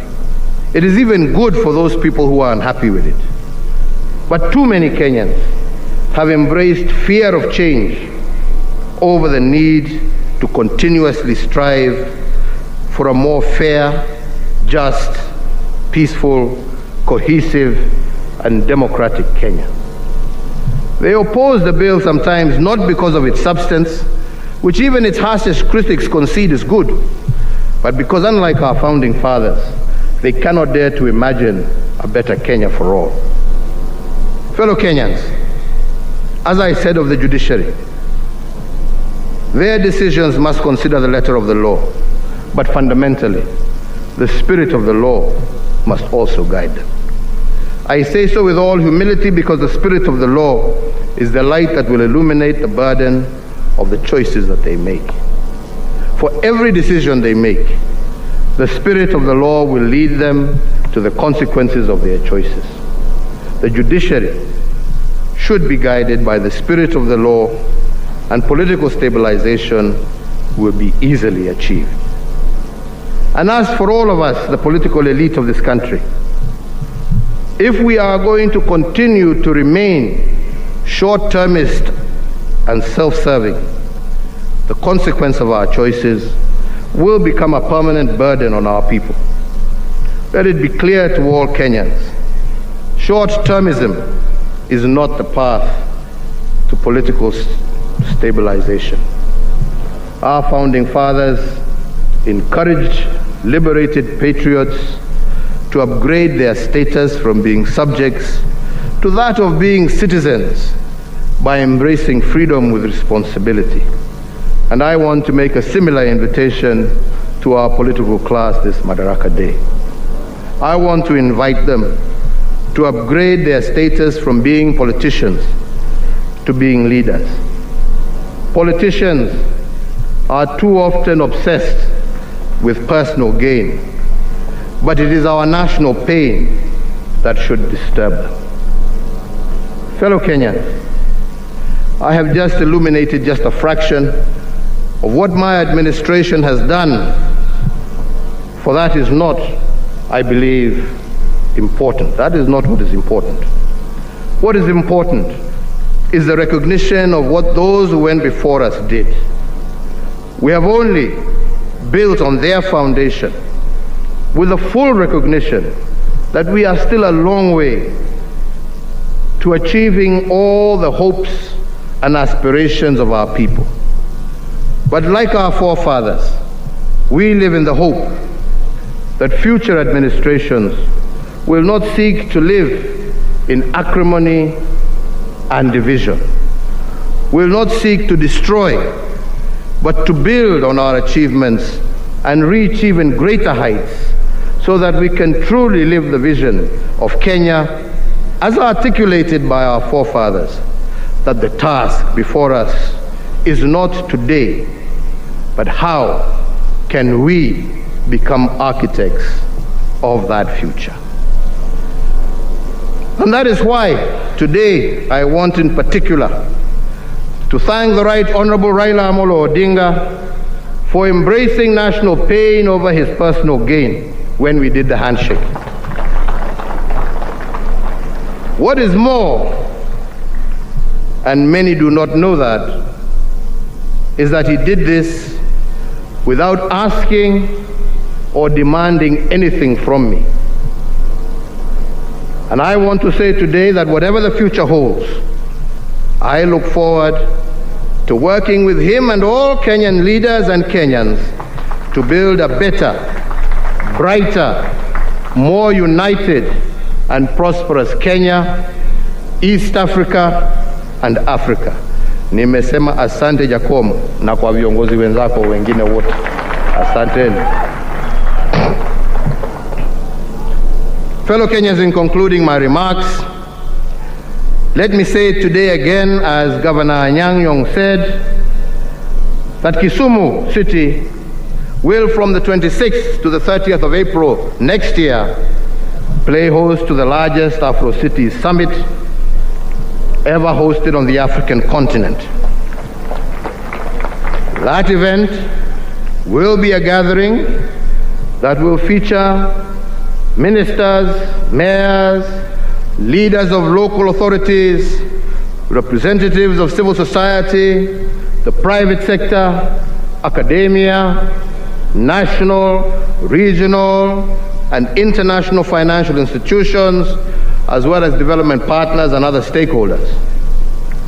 My extension, Governor, my administration, Governor, will extend to the county government of Kisumu every support in order for you to be able to showcase Kenya and Kisumu to Africa and the rest of the world. In the same breath, allow me to say how proud I am today to be addressing you from this brand new Jomo Kenyatta International Stadium in Kisumu, and I wish to assure you that all the remaining works will be completed over the next coming weeks. Hongera Waziri Amina Mohamed and your team, pongezi sana na muendelee hivyo hivyo. So ladies and gentlemen, it is now my very distinguished pleasure and honor to wish every Kenyan, wherever you may be, a happy Madaraka Day, and to once again encourage you to stay safe. May God bless you all. May God bless Kenya. Mungu aibariki Afrika Mashariki na Mungu aibariki kontinenti letu la Afrika. Asanteni sana, asanteni sana. Nimewashukuru sana sana sana sana sana. Thank you. Basi kwa heshima naomba tusimame kwa wimbo wa taifa. Kwa heshima naomba sote tusimame tafadhali.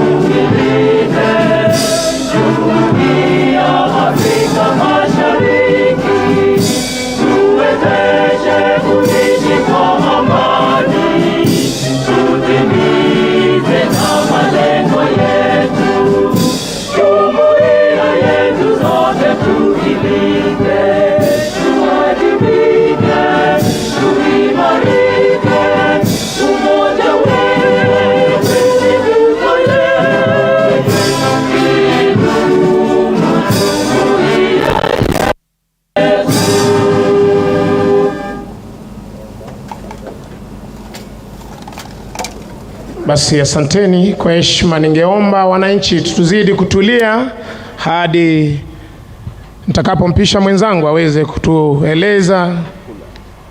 Mwenzangu Wafula, tafadhali popote ulipo uweze kutueleza jinsi mashuhuri utaondoka. Tutulie kwanza, tutulie.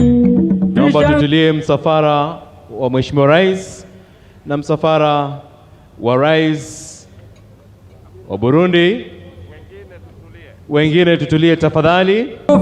Kenya tunayoipenda uweze kuondoka ukisindikizwa na msafara wa naibu wa rais. Tujivunie sana tukijiita wa Kenya, nchi tubaki tumetulia jamani, tubaki tumetulia. Kenya nchi tubaki tumetulia, wananchi tutulie. Tumekomboa Kenya, msafara wa Mheshimiwa Rais na msafara wa Rais Burundi uweze kuondoka kwanza ukisindikizwa na msafara wa naibu wa rais. Chezeni mziki tafadhali, cheza mziki tuendelee.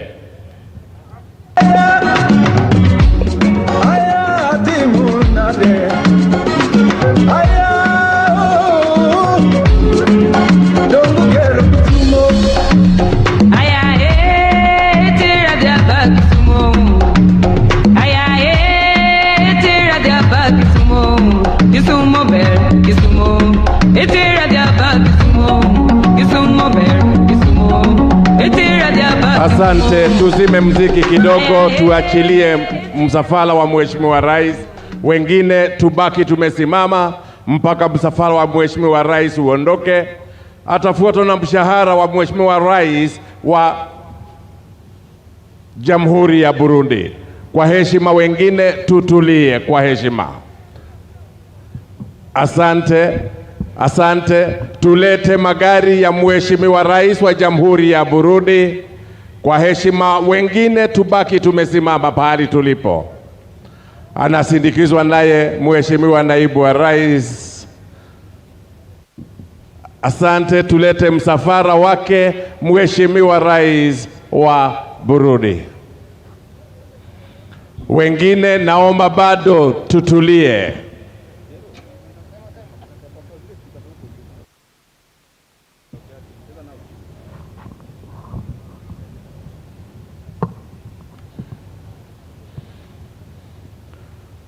Wapiga picha tukirudi nyuma kidogo tu itakuwa ni sawa. Wapiga picha kwa heshima. Kwa heshima wapiga picha turudi nyuma kwa kidogo.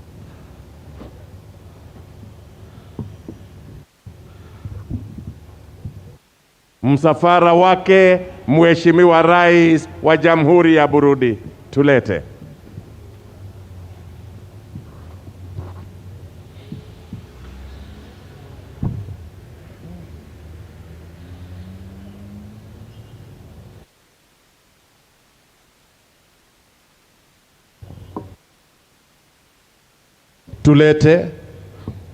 Tulete gari hapa karibu.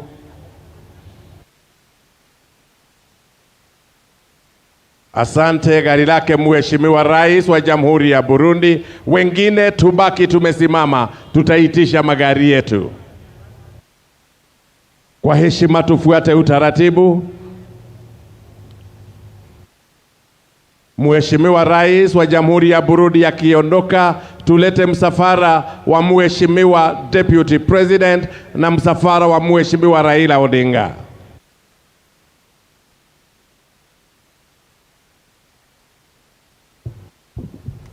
Na pia msafara wake waziri kutoka Jamhuri ya Afrika Kusini.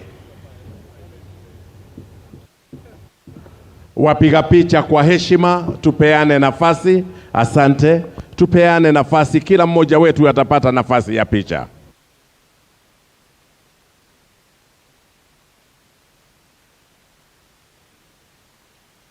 Pia msafara wake Chief of Defense Forces kwa heshima.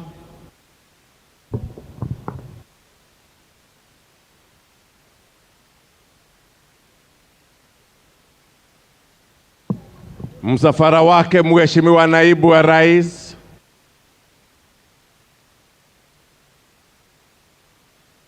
Nitaomba magari yetu yafuate huo utaratibu.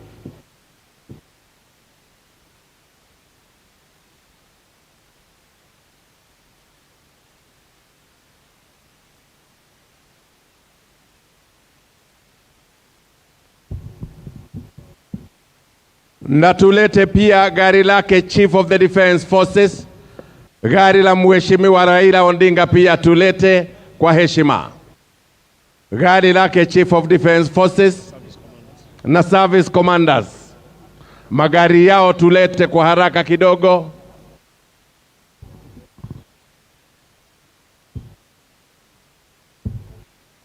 Tulete magari ya mkuu wa majeshi ya ulinzi, hali kadhalika kamanda wa jeshi la nchi kavu, jeshi la wanahewa, jeshi la wanamaji, kwa mpangilio huo tafadhali.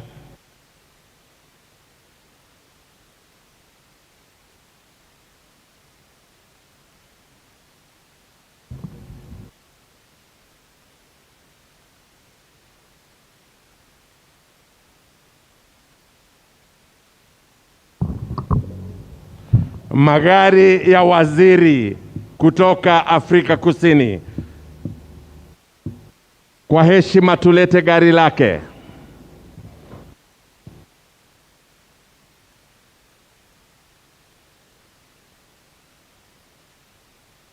Gari lake pia Mama Aida Odinga. Tulete gari lake Mheshimiwa Kalonzo Musyoka.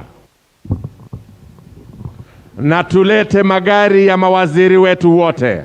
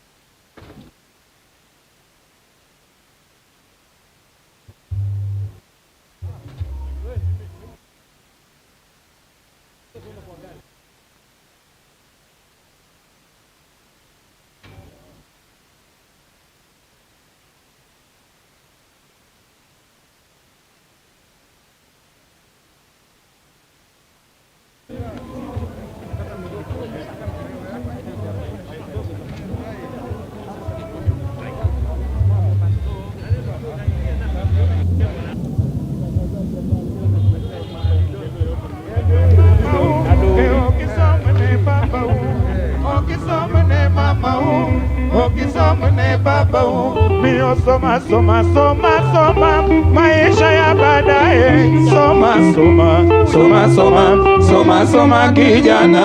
Soma, soma, soma, soma, soma, soma musichana. Soma, soma, soma, soma, soma, soma kijana. Soma, soma, soma, soma, soma, soma musichana.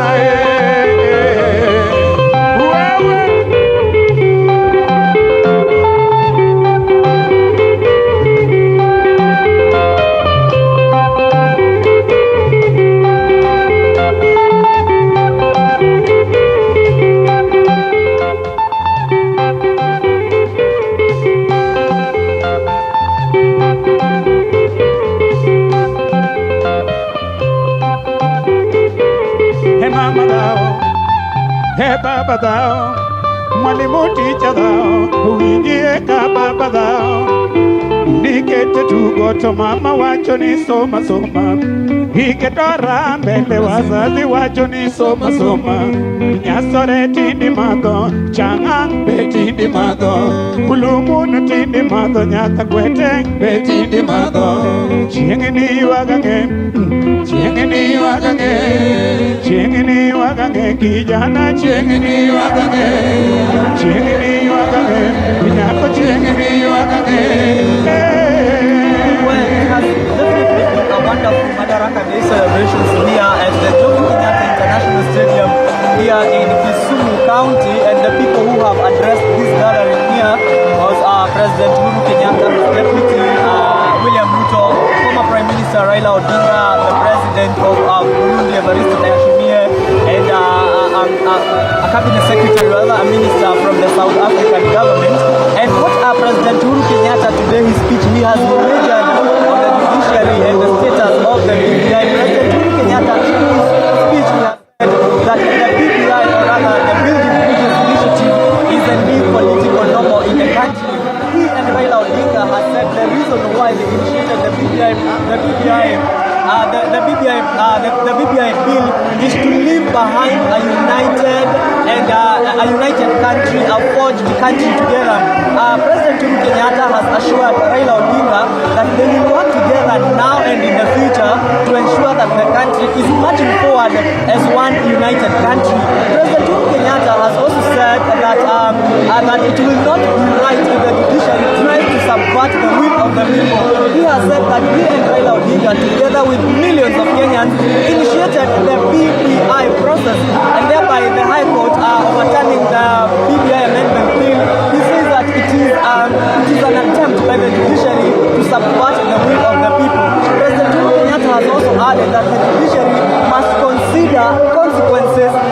decision of choice and consequences, and every choice has to come with consequences. President Uhuru Kenyatta has also said that we must avoid the paralysis of constitutional rigidity. He says that Kenya in Africa has one of the progressive constitutions, and he says that like he said in the last Madaraka Day celebrations at State House, that he is designing a constitutional moment, and therefore what we are expecting to see, he has also recognized the presence of the Chief Justice Martha Koome, and he has really touched much on the judiciary, and we expect going forward to see what the judiciary will do in line to the BBI appeal that has already been taken to the Court of Appeal. Auma, what do you make of the President's speech today, and what do you think has been given much weight, and how will it affect the BBI process and the judiciary going forward? Thank you so much. Today, the President gave his speech, and of course, there are a number of things that he has touched on, including BBI, whereby he has said BBI was meant to benefit not just an individual, but all Kenyans from every corner, including all tribes. And so BBI was one of the things that will have helped Kenyans, to bring, to push Kenya forward in terms of helping the communities in Kenya. We have also, the President has also talked a number of milestones that as the Jubilee government, they have made, including infrastructure. He has talked of the Kisumu port. He has talked of the issue of giving out the title deeds, saying that his government has given more title deeds, that is 5.1 million. That is, those are some of the milestones that the President has said, or rather has quoted in his speech. He has also talked of refurbishing the MV Uhuru Cargo, that will make the cost of transportation easier. And so, also he talked of a revival of dead capital. Again, he also talked of the standard gauge railway that will be cost effective, especially for the Kenyans. He said that for matatus they are using about 500 shillings, and so it will be cost effective in terms of fares for Kenyans, whereby they will be using 200 shillings for the standard gauge railway. And so other than the President's speech, we also noted that also the former Prime Minister Raila Odinga also talked of BBI, and also saying that BBI was not just meant to benefit him or anyone else, but it was meant to benefit all Kenyans from across all tribes. Also, we had the Deputy President William Ruto, who also said that everybody should be cognizant of the law in whatever decisions they take. And so maybe Mwangi, back to you. What do you make of the whole visit? And of course, now we had we have a president of Burundi, and we also had a minister from South Africa in the event. I think also what we have taken account is how the South African minister has appreciated both President Uhuru Kenyatta and Raila Odinga on their path of restoring Kenya, or rather bringing together the country, bringing all citizens. Remember, in his speech, President Uhuru Kenyatta has also hinted out at those people opposing the BBI process. President Uhuru Kenyatta has said that everybody knows BBI is good, and he has hinted out at those people who are opposing the BBI report. He says that they cannot stand to see a united country. They rely on short-termism. That is what President Uhuru has labeled those who are opposing the BBI report. And his deputy is one of them.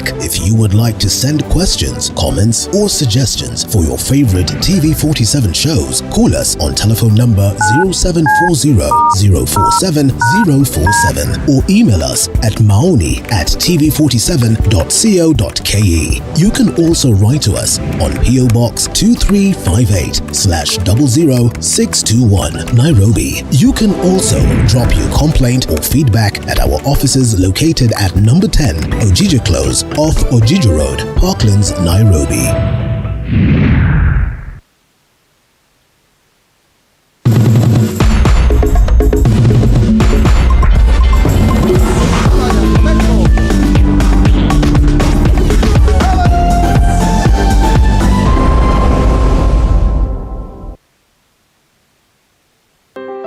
Tuko hapa Kakamega na tumekuja kwa hisani ya Lotto Foundation. Tumekuja kupatiana zawadi hapa. Security is the key thing for any economy of a country. And if you see people remembering the security, these are people remembering the whole country. Kakamega County tuko na 13 sub-counties na nyingine ziko na shida ya maji. Na hivi leo naona ya kwamba iko matanga ambayo tutapata kutoka kwa Lotto Foundation hiyo shida ya maji kwa hizo stations, na hakika kuanzia leo itakuwa mwisho. Wale watu wanaingia kwa station zetu mpaka tuhakikishe ya kwamba ni wasafi kwa kuosha mikono ndio waingie kwa station, wawe na face mask kwa sababu tunajua ya kwamba no mask, no service. Thank you for your help. Together we are changing lives. Welcome to Pejeta Homes Limited, the true pathway to property ownership. Jambo everyone, my name is Grace. Ever thought of owning a plot in Kiambu? Tired of paying rent? Pejeta Homes has a solution. Only 15 kilometers from Nairobi CBD, we have plots in Kiambu Town, Tinganga, Dumberi, Reabai, Kanunga, Wangutho, and many more areas. Prices for these plots range from as low as 2 million to 5 million. With a deposit of Kenya shillings 299,000, you can secure a plot. Pejeta Homes offers you a very flexible payment plan of the balance. For more details, visit our office in Kiambu Town, Agis Plaza, behind KCB Bank. Call us on 0110 094 344 or 0728 173 888. Pejeta Homes Limited, the true pathway to property ownership.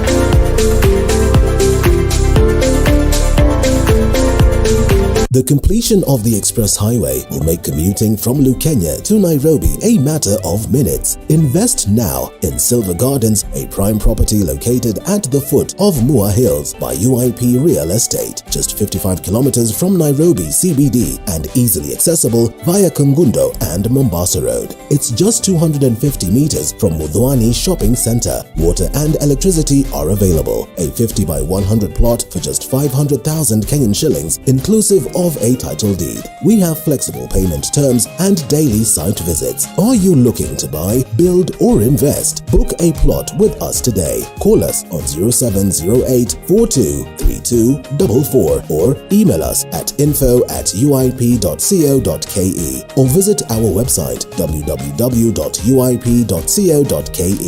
UIP Real Estate, the home of affordable land. We've seen the foot traffic that happens in a police station. So considering that we are facing COVID-19, they need the water reservoirs, they need the water storage, and they actually need the sanitizers for the traffic that is walking in and for even them themselves to protect themselves. What you have done to us today is an achievement to us as a police officer. The items that you brought us is going to make sure that we keep our environment at the police stations and the post clean. And this is a good achievement. So today we're donating 12 tanks to 4 counties. As some others are going to be dropped